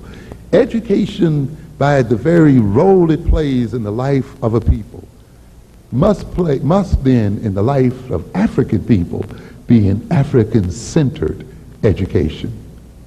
The Japanese are not being educated for black folk. The white folk are not being educated for black folk. There's no group of people on this earth being educated to see to the interests of black folk. There's no people who are in their right mind being educated to see to the interests of other people and to serve the needs of other people. Folk who know that they are folk and people who know that they are people who know what their identity is, are operating in their own interest. And it will continue to be that way. And people who are on top in the world, people who are in control of their economic and political circumstances, people who are major players in the world, are people who've taken responsibility for their own education and for the education of their own children. You do not see any group of people who are on top in the world, any group of people who are creating a life for themselves, placing the education of their children in the hands of someone else. And it is no way you as African people and we as African people are ever going to be in control of ourselves if we are not in the control of the education of our children. I don't care how much you talk to white folk about doing the right thing, how many suits you take before the Supreme Court, how many integration struggles you pursue and all of this. In the end, you are the only one who can be responsible for your education and the education of your children. No other people. And they've shown you that already. They said, okay, we'll let your kids into these schools. And you thought that was going to be the answer. And now you got them into the schools and you have them taught by white folk. And what are we complaining about? About the fact that they can't read and they can't write. So what have we gained? How can we then take responsibility for our children? And why are our children failing in these schools? Or why are they not getting the kind of education they should get? To a great extent, of course, it is due to our own lack of self-knowledge, of knowing who we are, and knowing what we are about and what we should be about as a people. And self-knowledge ultimately means knowledge of reality. Just doesn't mean knowing who you are in the sense of your own characteristics, your own strengths and weaknesses and so forth. That's a part of it. But it's also getting to know the world and getting to know reality and how reality creates the person you call yourself and who you are, and how then you must interact with that reality in defense of yourself and in the interest of yourself. African people, as a result of being oppressed and as a result of being diverted by foreign ideologies, have lost a knowledge of themselves and lost the knowledge of where our goals should point to, have therefore then lost the knowledge of how our children should be educated. The book, The Developmental Psychology of the Black Child, is a book about self-knowledge. Many African Americans operate on the idea that black children only differ from white children in terms of skin color, and that all children develop the same rate, the same way, with the same values and psychology all across the world, regardless of race. We've been fed that nonsense, and we believe it. And therefore, we assume then that our children should be educated exactly in the same way by the same people as white children. And we assume then if we put them into the same classrooms and have them taught by the same teachers and have them read from the same books, they will get the same education. And we are now puzzled then as to why, after we've put them in the same classrooms, have them taught by white teachers, have them put in schools run by white principals and white superintendents, and we've struggled and put them in integrated schools, they still have problems in reading and writing and learning and education, period. We're puzzled by this idea. But could it be because we really did not know ourselves? We did not know the fact that black children do not develop at the same rate or in the same way as white children. And some of you will let me just read you something quickly here from Awakening the Natural Genius of Black Children about the nature of the development of the black child. Here's a study that was done in Kenya and Uganda on African children. A study that was supposed to look at the effects of malnutrition, and where the white psychologists and others went over to look at the development of black children, and they expected these children to be retarded in their development. Let me just read a piece here of a description of what they found. In 1956, Marcel Gibert, under a research grant from the United Nations Children Fund, traveled to Africa to study the effects of malnutrition on infant and child intelligence. Let's pick the people who suffer from malnutrition the most, and we'll get a clear case as to what the effects of malnutrition are on children's development and intelligence. But they made a momentous discovery. She found the most precocious, brilliant, and advanced infants and children ever observed anywhere. These infants had smiled continuously and rapturously from at least their 4th day of life. Blood analyses showed that all the adrenal steroids connected with birth stress were totally absent by the 4th day after birth. Sensory motor learning and development were phenomenal, indeed miraculous. This is what we talk about when we talk about black child development. This is not a child who happens to be black. We're talking about an African child whose Africanness is a part of their total development orientation. A superior intellectual development held for the first 4 years of life. So we're not talking about children who only differ in color or different in the way they grow in terms of their bone development and teeth development.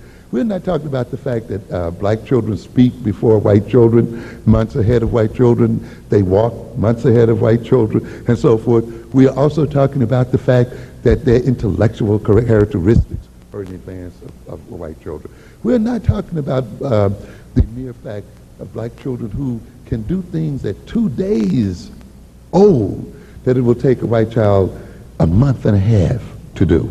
You understand? So you've got to know yourself. Let's continue. These infants were awake a surprising amount of time, which meant that they were able to take in information from the world and learn from the world and be shaped by the world, because they weren't spending all of their time asleep to the world.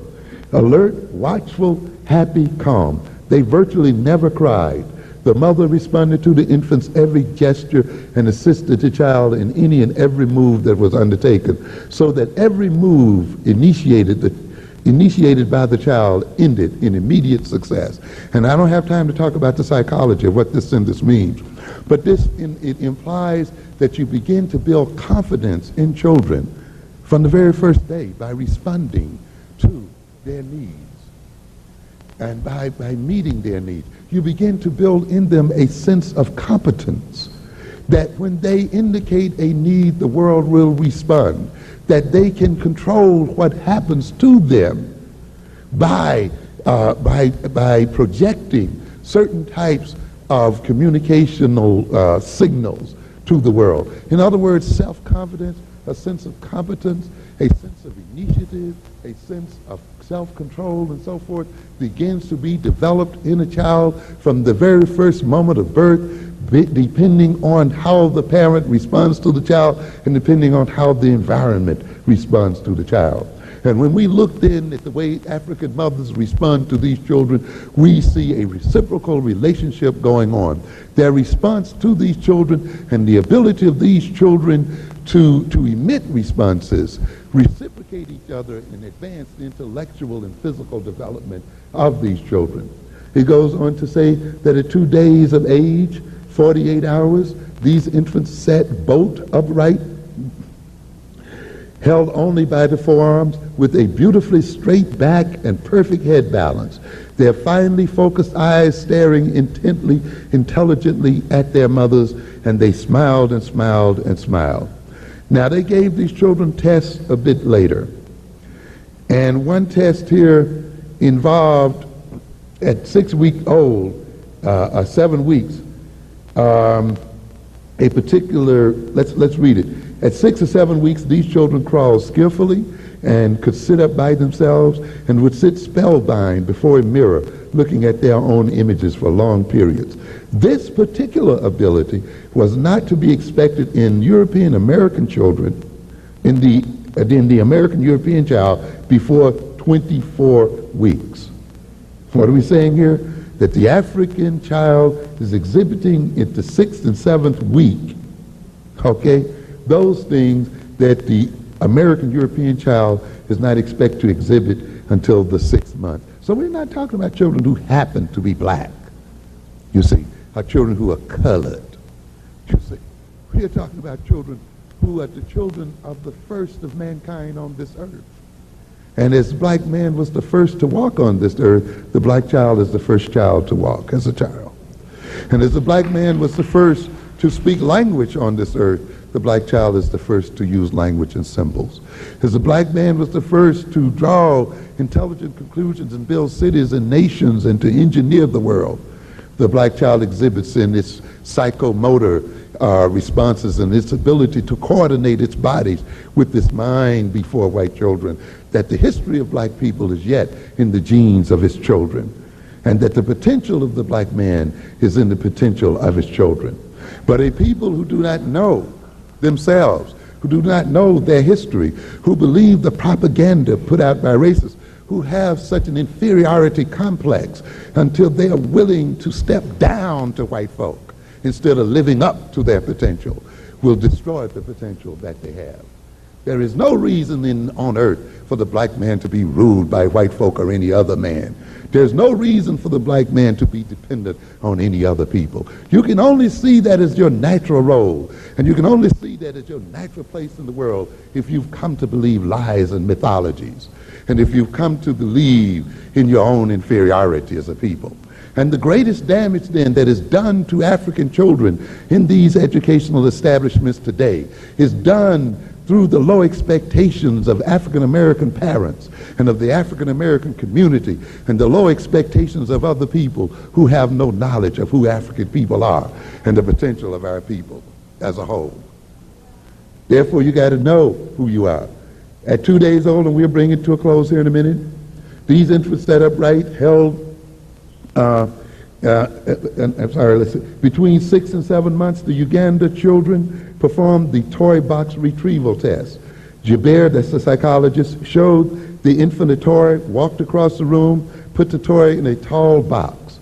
The child leaped up, ran across the room, and retrieved the toy. Besides the sensory motor skills of walking and retrieval, the test shows that the object constancy had taken place. The first great shift of logical processing in the brain, at which point an object out of sight is no longer out of mind, the characteristic of infancy and early childhood. This test, successfully completed by Ugandan children between 6 and 7 months of age, was not to be expected until somewhere between the 15th and the 18th months in American and European child.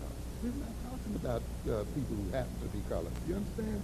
But if you don't know yourself, if you don't know your developmental history, if you don't know that your psychology as an individual and your psychology as a people comes out of your unique experience as an individual and as a people, if you're not aware of this, if you're not aware of how your experience as a people shapes the way you think, the way you see the world, the way you see yourself, shapes your very values, shapes your motivations, shape your goals and aims in life. If you're not aware of that, and if you're not aware of how the American experience has shaped these things to fit the dominance of white folk, then you're going to miseducate your children, you're going to miseducate yourself, and you're going to remain under the domination and control, not only of white folk, but of any other folk that comes into this country and comes into this world.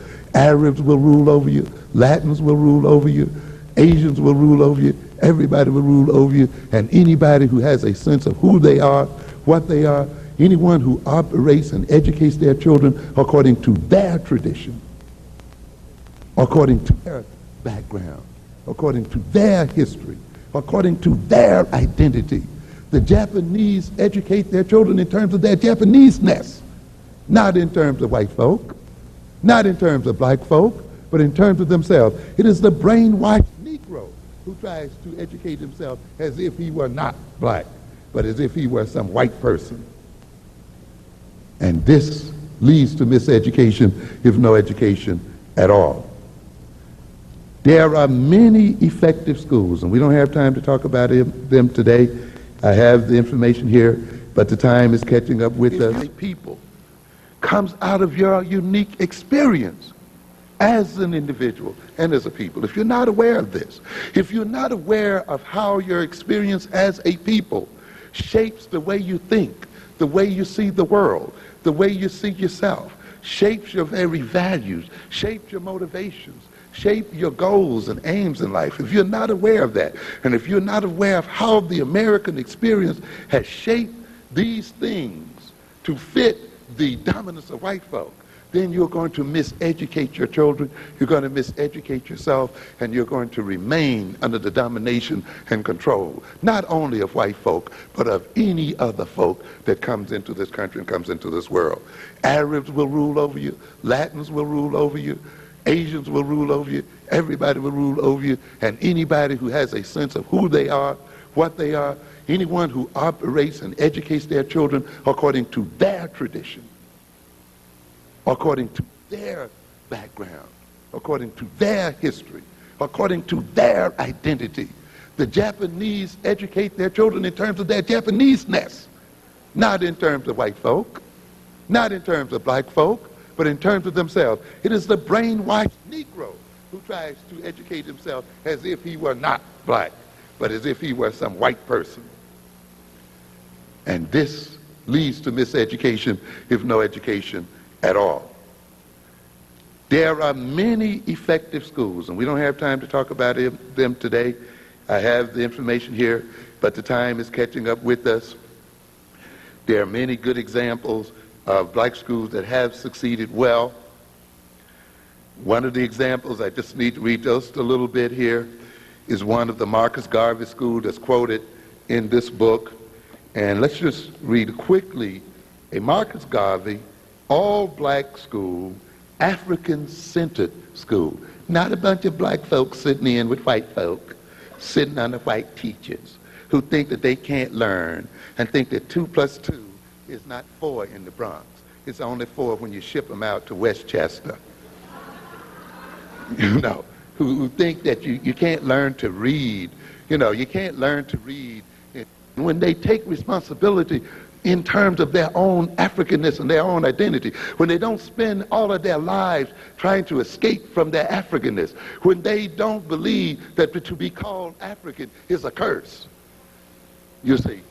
When they don't run from their Africanness, but they run to it, and they embrace it, and they become a part of it. Let's see what happens to their learning when they decide and say out loud that I'm black and I'm proud, and that I'm African and I'm proud. Let's look at a school then that is all African. What does it say here about this school? Students in Marcus Garvey School, this is in California, range from 2-year-old preschoolers to 9th graders. Garvey's emphasis, even for preschoolers, is on academics. Some of you go to these little Head Start schools and these early childhood education schools based on white folks' theory. They should learn to be social. Well, they've been socializing from day one. You know, black people are the most social people around. So you don't need to bring them into an early educational situation to socialize some more. In fact, you need to tone it down and get them into a structured situation and put them into an academic setting. Let the white folks play. Our children in kindergarten are reading out of 6th grade books. This is what happens when you admit that you're an African person. But when you're running from your Africanness, you can't read well, you see. Their progress in arithmetic has not been quite as dramatic. Most students are working 3 or 4 grades above level in arithmetic. Okay? Marcus Garvey has no physical education program, never will, according to Palmer. And its arts and crafts programs are minimal. The focus is on the basics. Are, as Palmer describes it, the ones our children will need in order to compete. You got to look at the future. Palmer, who heads this school, looks at the future. We've got to compete with the Japanese. We've got to compete with white folk. We've got to compete with the Latinas. We've got to compete with all other ethnic groups. This ain't about no harmony and love between sisters and the brothers and all this. This is not the way the world operates. People compete against one another. The other people are not going to give up their control of your communities. You're going to have to take control from them. They're not going to give up jobs in the name of some human kindness. They're going to maintain those jobs. If you're sitting around waiting for ethnic groups to give you your fair share, you'll be waiting forever. The idea is you have to compete, and you have to prepare yourself to compete. Our children, and they go on here, but let me just read a bit from a reporter who visited these schools, and there are many, I have many reports about this school. It is unusual to hear second graders reading out of eighth grade textbooks. This is something black folk have given up. Or a 5-year-old reciting the preamble to the U.S. Constitution. But at Marcus Garvey School in Los Angeles, such things happen every day. These are not unusual schools. This school is not a school for exceptional children. It does not select and pick these children. And you know another thing it does? It tries not to hire educated teachers with degrees. Yes, yeah, that's right. It works very hard, as much as possible, to keep teachers with the credentials out. They train their own teachers, you see, and develop the kind of teachers they need. If you know yourself well, if you know the world you live in, you know immediately that no matter how credentialed teachers are today, they are not fit to teach African children. You will know that. You will also know then that you as an African people, we as an African people, must train the people who will teach our children. We must define the kind of education that they must have. We cannot let another people set the standards for credentials and so forth and impose themselves upon our children. No people who are sane, no people who are concerned will let another people set standards for who teaches their children. Any people who love their children are very careful about the kinds of people they let come into contact with them. That is why white folk, before they let you come in contact with their children, will make you go through 11 dozen years of white education before you can get to them. Because they want to make sure that you've been appropriately indoctrinated, your values have been appropriately twisted, your whole outlook on life has been appropriately set up so that you can maintain them and their way of life. But we're the only people who say, oh, you got a BS, you got a BA, you got an MS, come on in. You know, it doesn't matter what you think, what you feel, or anything. We call that what? Qualified. No, it's not qualified. Now, he goes on here to say, in Los Angeles, it happened every day. What is even more interesting is the fact that all of the more 300 students are black. No white folk in here. In mid-April, at the African People's Conference held at Compton Community College, I watched youngsters from the Garvey School put on a demonstration of academic prowess, the likes of which I had never seen before. A 4-year-old girl spelled words like bizarre, pharmaceutical, sardonic, impeccable, and when asked, knew what they meant. A 9-year-old performed algebra problems, 9-year-old, all right, performed algebra problems on a chalkboard set up on the stage, and 2 tiny tots had to stand on a chair in order to demonstrate their ability to write their names and the alphabet on the chalkboard. Claim your Africanness. I'm telling you, when you claim your Africanness, you're going to get your mind back, and you're going to get your intelligence back, I'll guarantee you. At Marcus Garvey School, 4th graders regularly work from 12th grade textbooks, and academic excellence is the rule, not the exception. And the principal of that school states this: we will spot any white school in the country 3 grades and outperform them in reading and math. Okay?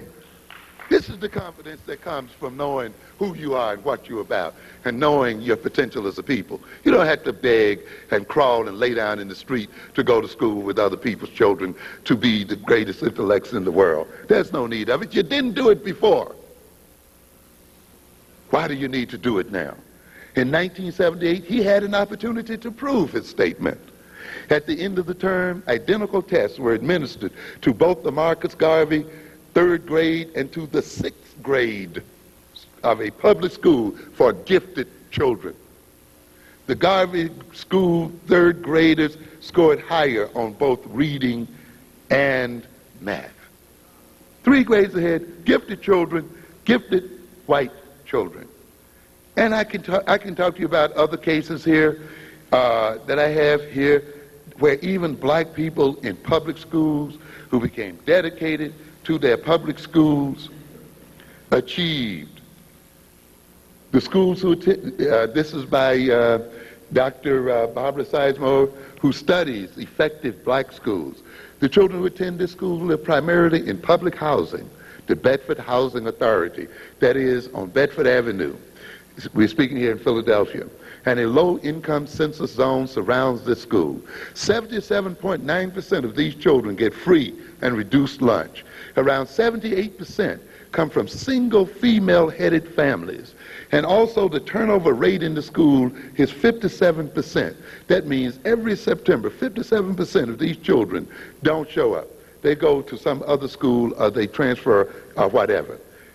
In this school, in the past year, 1989, on the California Achievement Test, which was administered in April of 1989, 91% of these children scored at or above the national norm in mathematics, with 55% in the top quarter nationally. This is a school which is 98.9% African American. This was the highest achieving elementary school in the city in mathematics. Not of black schools, but schools in general, of white schools and others. There are other instances mentioned here as well of the Madison School in Philadelphia, again in a so-called poverty-stricken area. The African American children in Madison School have reached or exceeded the national norms in reading, and the white norms in the system. Pittsburgh has 3 norms: the black norm, the national norm, and the white norm. These children have exceeded the white norm in reading for 5 years in a row at the Madison School. So what are we saying here, ladies and gentlemen? We're saying here that we have it well within our capabilities as a people to take the schools that we have to advance the intellectual development of our children, to educate our children in any way we see fit, if we come to know ourselves and if we take responsibility for ourselves. And it is no great mystery as to how this is done. I have here a reference to an article, I think it was last Sunday's New York Times here, magazine, no, it was February 21st, We Shall Overcome, this time with algebra, talking about the Bob Moses story and Project Algebra, and how he is taking an educational approach based on the history and experience of African people and using that educational approach to advance the intellectual development of black people in mathematics. Another story here in the Newsweek magazine of September 23rd, 1991, with the cover was Cleopatra Black, an interesting magazine in itself, that talks again about this black school in California, where students pursuing the African ideal at their early morning assembly called by a Key Swahili name, the school's 42 students, all African American, pledge to think black, act black, speak black, buy black, pray black, love black, and live black. Students sing Bob Marley, not Francis Scott Key. They recite Langston Hughes and not Vachel Lindsay. We have a rich tradition to share, says the executive director, who wears African attire, and a bright future. The Academy's graduates are the only blacks in the local high school's advanced placement classes.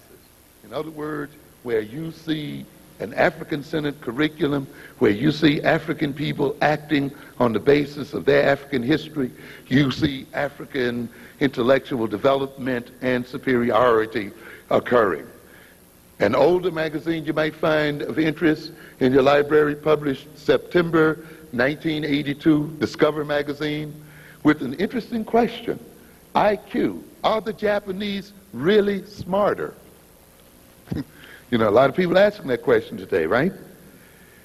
And I think it's interesting here to note that the dramatic evidence that there is a disparity between Japanese and American IQ levels appeared in the May issue of Nature, that's the science magazine journal.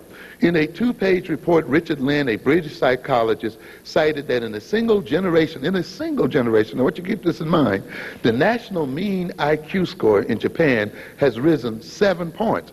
By the way, the mean IQ score for black people has also risen over time as well.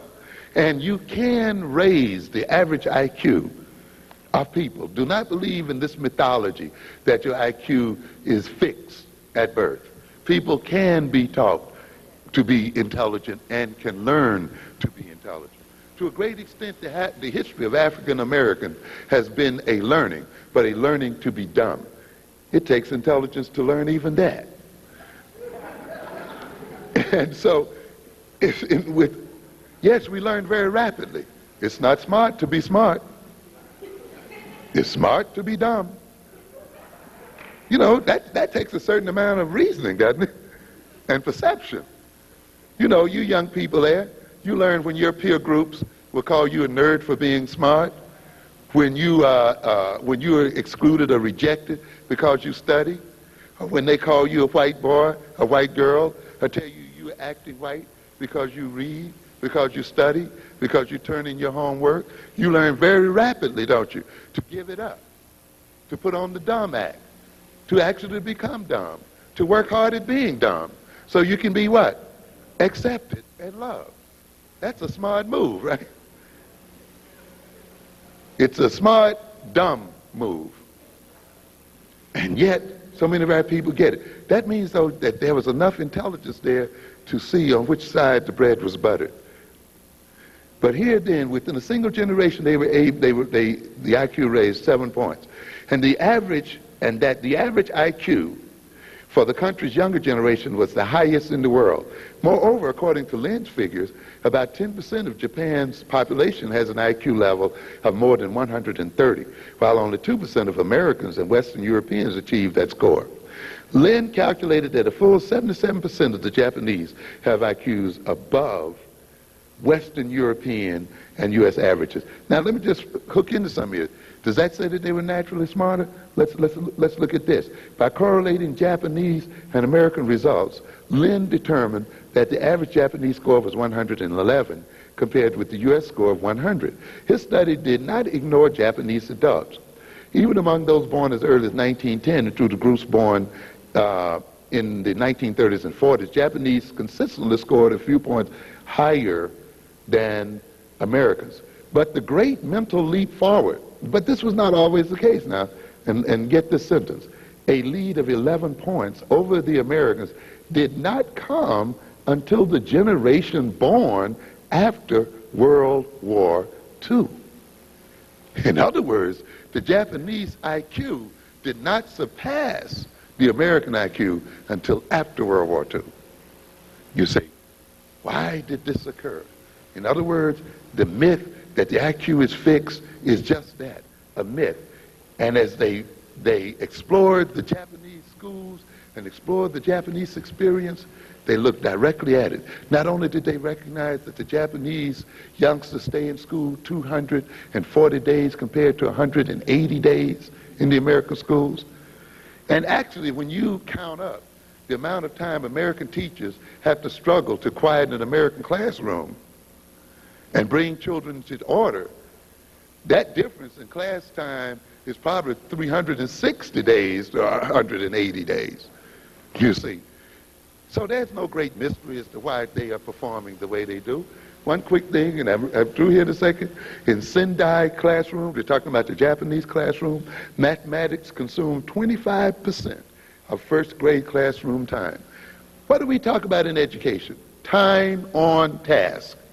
In other words, there is a correlation between the amount of time people put in on a subject and the achievement in that subject. And before you run off into any mysterious genetic explanation as to what is happening to our children in these schools, look first at the amount of time they actually spend studying. And you might find that a good deal of the answer is just right there. In Taipei, that's in Taiwan, 17% of the time is spent studying mathematics. In Minneapolis, 14%. In the 5th grade, the average classroom's time spent on the subject was 23% in Japan, 28% in Taiwan, and 17% in Minneapolis. Homework counts too. In Japan, 1st graders spend an average of 4 hours every week at homework. In Taiwan, they spend 8 hours a week. In the U.S., they spend 1 hour and 20 minutes.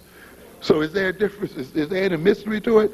By the 5th grade, the average homework minutes were 6 hours for the Japanese, something like 13 for the Taiwanese, and 4 for the Americans.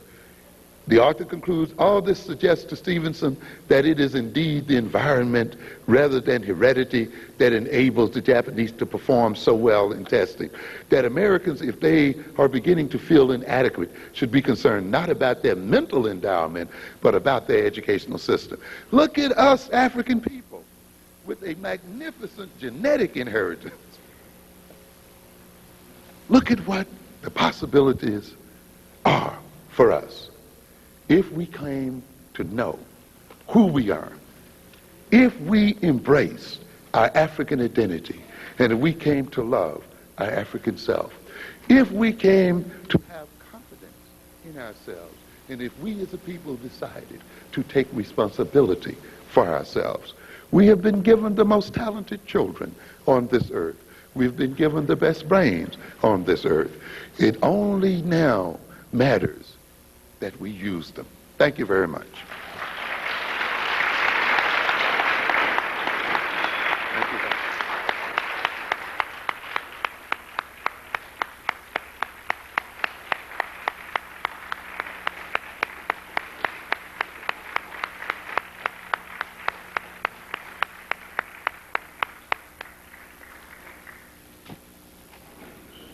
I don't know what to say after that, but if you could just hold on a couple of minutes, one of the things we'd like to do is have a brief question and answer period. Some of you might have questions relating to some of the things that Dr. Amos Wilson talked about that you can have a little dialogue on.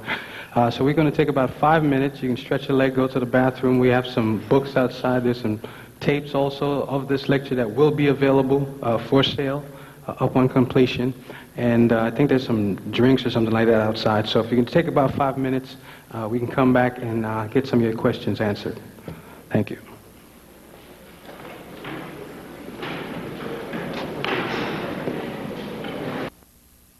Of course, to ensure that the race prospers would mean that the individual would have to join the collective in some way and join in collective action, because the race cannot prosper with individuals acting as individuals, but with individuals acting as groups. And that means then we should join groups and be part of groups that are about achieving particular and specific things that advance the interests of our race.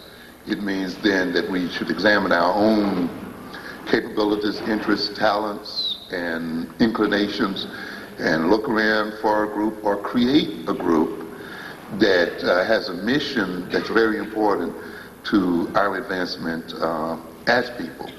We should learn how to even operate in groups and to operate as parts of groups, because power, by definition, essentially is a group function, not an individual function. And power is not possessed by individuals, it's possessed by individuals who belong to powerful groups. And powerful groups gain their power from the nature of their organization and by the strategies and tactics they use in reference to other groups and in reference to the problems that they're solving, you see. So when you look, say, in the 1960s during the Civil Rights era, look at the tremendous power that was generated by black folk walking together, you see, or black folk sitting at a lunch counter together, or black folk deciding just to line themselves up in a particular way, or black folk deciding not to do something together, not to ride the bus together, not to shop, you see. And it is when we then become part of group actions that we then multiply our individual power, and then we advance our race and nation as a group and as a people. Thank you. Thank you. This question is, of course, for you, but I would like you to direct the answer directly to the young people that are gathered here today. And it has to do with the surplus population that you mentioned. All right? By the middle of the next century, the world population will double. There's an increased mechanization of labor. There's also going to be a shortage of water. All right? This will inevitably bring about, also to add to that, there's also a shrinking in the world's grain production is not keeping up. So when you have such a large group of people, I'm talking about African people globally, that are going to be basically, who cannot defend themselves, nor find a place within the economic niche in the world. Basically, I think that these children are going to have to be taught that they're going to have to struggle for their position in the world. Yes. That there's going to be increased conflict, not less. Right. Okay. Thanks for bringing that up. It's a very, very important question and a very, very important issue. Because, of course, when I was talking about the crisis in white supremacy and the economic crisis, I wanted to get across the point that crisis also represents opportunity. We should not look at then those things that I listed and assume then that means we should give up. As I think Richard Nixon, someone says, when the going gets tough, the tough get going. And in a sense, when I read the kinds of things that I read and I talk about the kind of things that I'm talking about, I'm talking to the tough.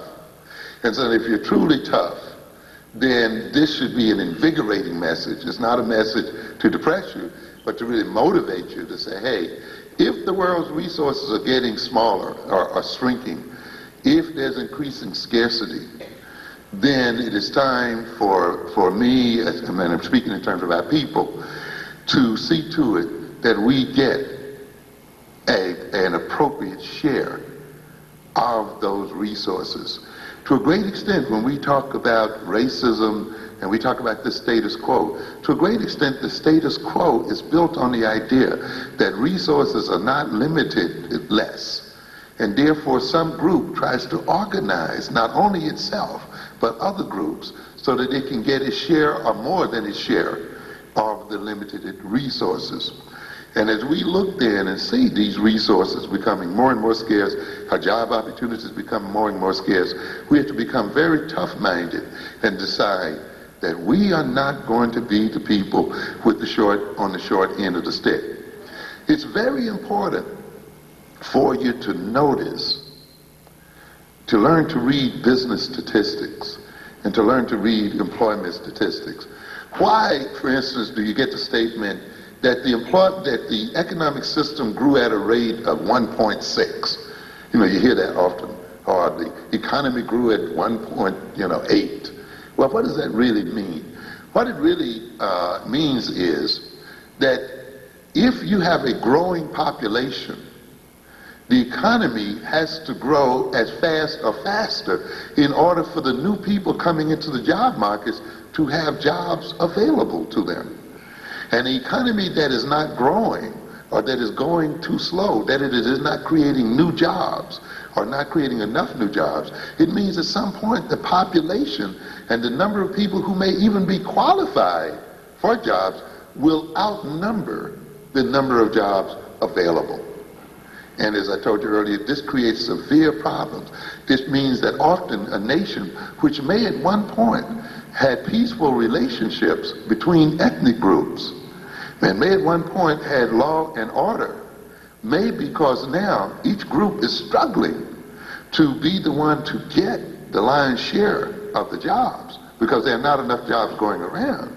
That means that nation then may start becoming disorganized. That means crime increases, racism may increase, just general social order can change. So this is the reason why you have to recognize that this dream that black folk and white folk are going to live together one day, and that, all of us are going to, black and Chinese and Japanese, everybody's just going to have a wonderful time. That is based on an assumption. It is based on the assumption that the U.S. economy will continue to grow at such a rate that it will have enough jobs and opportunity available for all people. If it grew at that rate, then you could possibly have that dream come true. But if it does not grow at that rate, that means that you got a lot of people competing for scarce resources. We are now at that stage in this country. We're not only at that stage in this country, we're reaching that stage in the world. The economy in Africa, for instance, on the whole, is only growing at about 1.2%. And yet its population is growing between 3 and 4%. That means the number of people that are being born, the number of people who say theoretically may be trained for new jobs, is 3 times the number of jobs available. That is a scenario for economic disaster. When you compare that to the amount of water available, and when you compare that to the amount of food that is available, which is of course related to water and other things, you can begin to see that Africa will be beset with tremendous political and economic problems as its population outstrips its resources and its growth. The United States, if Clinton does not create new jobs, does not to some degree reindustrialize this country, will also be facing a similar situation. And there's only a couple of solutions to this problem. And that is either you get used to living in chaos and a tremendous amount of ethnic conflicts and fights, or some ethnic group is going to have to pay the price and disappear. Or some ethnic group is going to have to increase its productivity and growth such that it can feed its population. And that means that the African nations are going to have to speed up their economic development and their growth, learn new scientific methods and do other things in order to feed their population and to increase the quality of life. But, ladies and gentlemen, the same thing is true about Africans in America.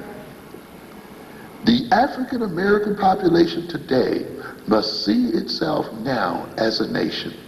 And instead now of merely trying to educate children for jobs that do not exist, the African American nation in America must come to create jobs. It must now make jobs. The children now must be trained not for jobs, but be trained to become employers and job creators. The children now must be trained to take the economic infrastructure, which is in the hands of other groups, away from those other groups, so that they can gain the wealth that's in those businesses. Not only then must the African American community take over its economic infrastructure, and yes, I mean move Koreans out. Yes, I'm very upfront about that. And I mean move any other ethnic group out. It's not exclusive to Koreans. You either got a choice.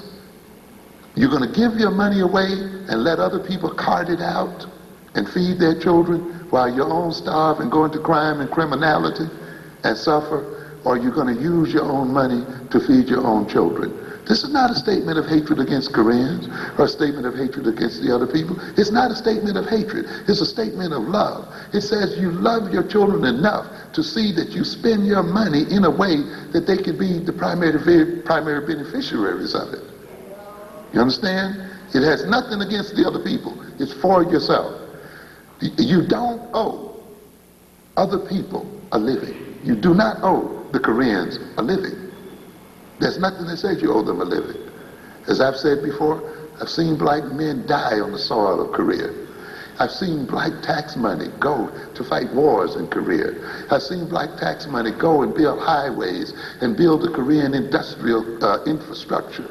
I've seen black money in the armies and the navies that protected South Korea from North Korea, protected South Korea from China. So why do we feel that we owe the Koreans a living when they come to America? I've seen black tax money come back in the form of Korean investment wealth and invest in the black community. And I've seen the Koreans look upon us the way white folk look upon us, and some Negroes feel obligated to support them. You don't owe the people a living. You must know what's going on. So finally then, you must take over the economic infrastructure of your own communities, but you can't stop there because there's not enough wealth there to feed all of our people. We then must invade the general economic system itself. So the children must be educated to now take economic power from the general system. And not only then must you take that power from the general system, but you now must engage in international trade, export-import trade, to create jobs for your people and ultimately build a Pan-African economic system. Because the people that survive today are the races that have economic centers of their people across the world. See, the European not only spread African people across the world, which weakened African people, but the Europeans spread themselves across the world. But in spreading themselves across the world, they built economic networks, banking relations, commercial relations, and other kinds of relations based on their Europeanness. This is what allowed them to develop a global economic system. Now today, instead of us seeing our being spread across the world as a problem and as a weakness, it can become the source of our strength. It means then that we can build economic relations between blacks in New York City and Los Angeles and all in between blacks in America and in the Caribbean, in Central and South America, between blacks in the Caribbean and in America, with blacks in Africa and blacks all over this world. But it must be based on what? A sense of Africanness and a sense of one peopleness. And when you have that, you can, despite these statistics, begin to transform your situation. And if need be, you might be able to even move other people out of their places to make place for yourself. Even a lot of people think that's immoral, but that's the way the world works. What can I tell you? People have not hesitated 1 minute to move us when it suited their needs. And our not moving them when it suits ours is not going to save us from being moved by them. So we have to face up to the fact that we have some dire circumstances. Yes, ma'am.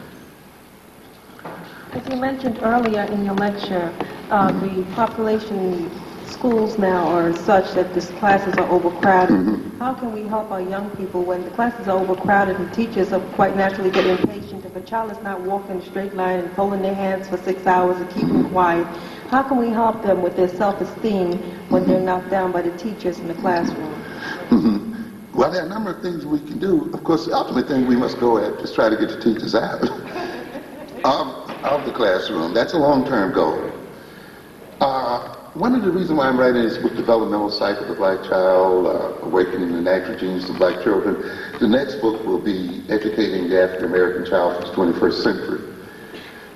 Because I'm trying to lay down a rational, a theoretical, and practical basis for how black children can be educated within the context that you mentioned. I'm also trying to lay down a basis and a rationale that we can take to the schools of education and say, look, we want the curriculum of these schools changed to meet the needs of our children based on this information based on our psychology, our knowledge of ourselves.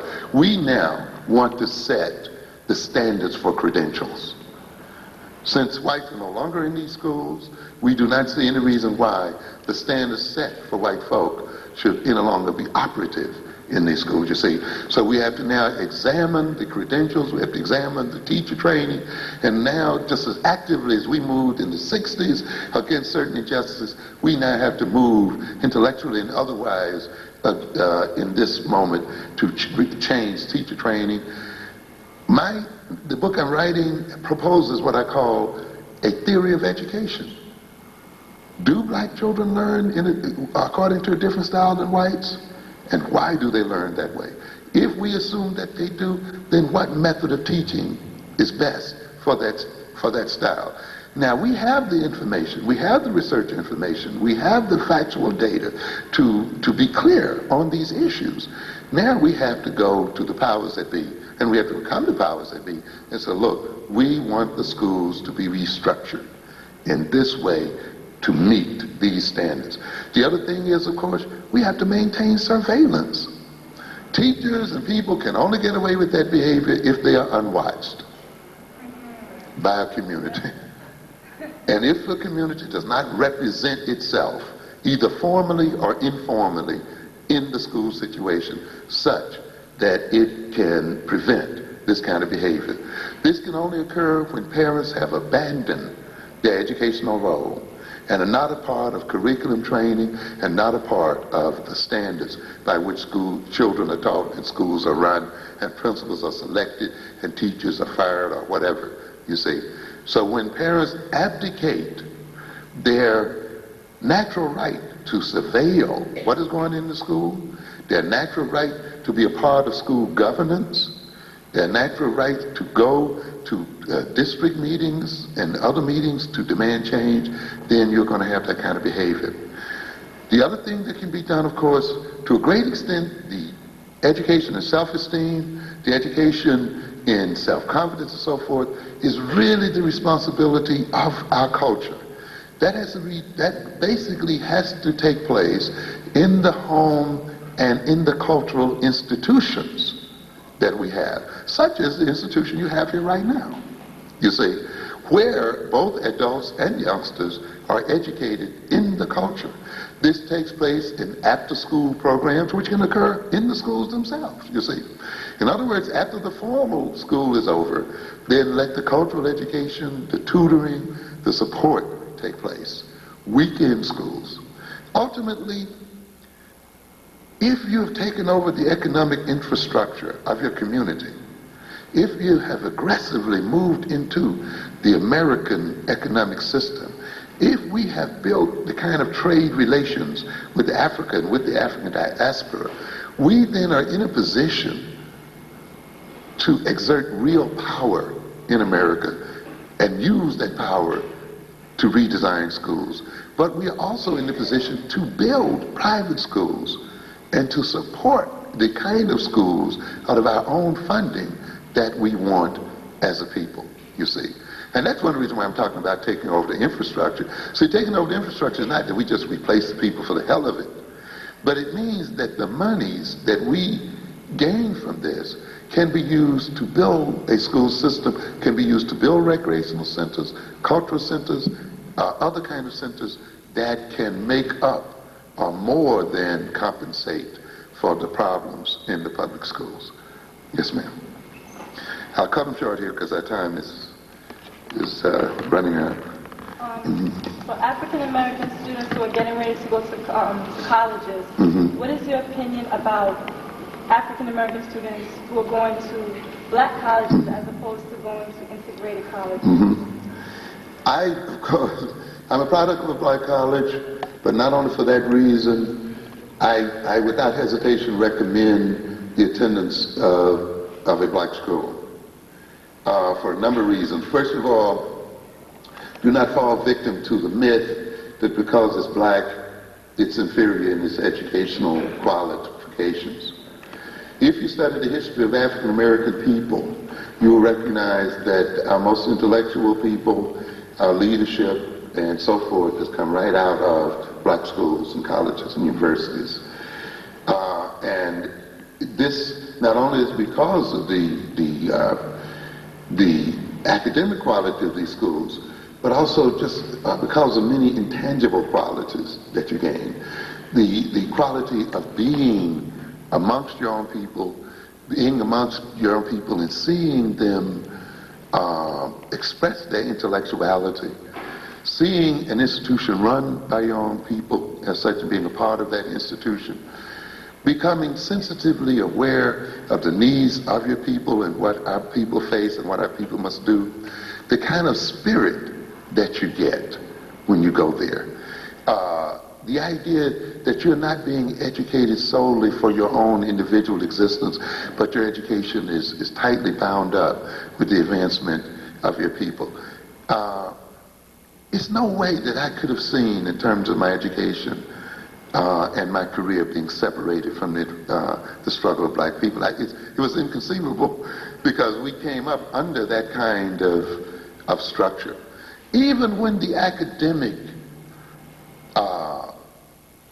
equipment and so forth may not equal pound for pound what you see in white schools, it's often more than made up in terms of the determination and stamina that you learn and develop from going to these schools. And this is true this can be attested to by the fact that when you measure black students coming from black schools going to white graduate schools and compare them with black students who've gone to predominantly white schools going to graduate schools, you'll find that the black students going to predominantly black schools, southern colleges, do on the average better than those who've gone to white schools as such. So you're not going to suffer a handicap by going to a black school. And of course, since all of us can't go, I'm not saying if you can't go, don't go.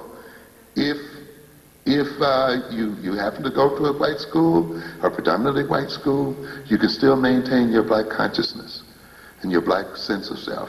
I went to a university here where there were as many as 3,000 black students in one college there, the Virginia Commonwealth University, which means that that black student body in that white school was larger than many black colleges.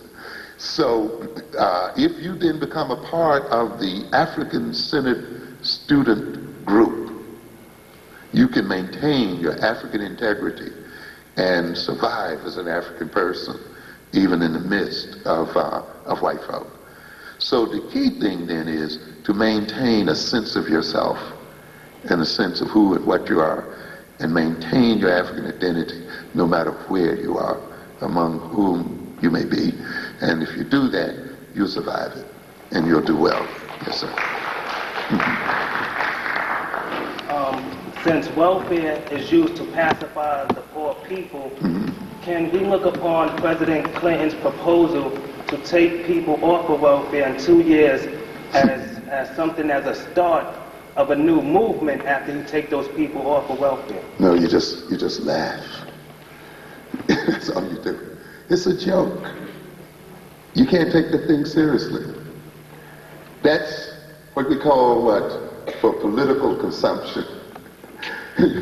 We get that kind of joke all the time. Workfare instead of welfare. I mean, just look at the ludicrousness of it. How are you going to make work for welfare people when people who aren't on welfare can't find any work? You know, we're talking, what did we just get through talking about? The laying off of what? Thousands of people? Hundreds of thousands of people? And Clinton is going to perform a miracle and create work for people on welfare? When people who already are on jobs cannot maintain even the jobs they have? Come on. This is a joke. You laugh at stuff like that. You don't even take it seriously. There's nothing new about that. It's one of those games that a president plays because he feels obligated to make the statement in order to get his main program through. You see? And so when he's asking white folk to pay taxes, increase taxes, when he's talking about increased taxes on corporations, when he's telling these people that they're going to have to make sacrifices, what can he ask the poor to do but sacrifice their welfare? You see, to make it appear that everybody is in this thing together. And so it, in a sense, takes the edge off of what he's asking white folk to do to make it appear to them that he is getting on those welfare loafers, you know, in a way that he's asking everybody else. But that's not come true. This idea of getting people off in 2 years is a farce. Plus, plus just a quick aside on this. What if you did get people off on welfare and you really trained them to work? And you trained them, let us say, to be computer operators, right? And now you decided that since they're on welfare and they must work, you can get them to work for $4 an hour. What will happen there? You can replace those who are already on that job working at what? $10 or $15 an hour. You understand? So you have to be very careful with these kind of idiotic statements because they really are just that. The idea of getting people off welfare and you're going to work. The other thing I must bring to you while we're at this also feeds into the mythology that welfare is a major cost factor in the U.S. budget. And that simply is not true.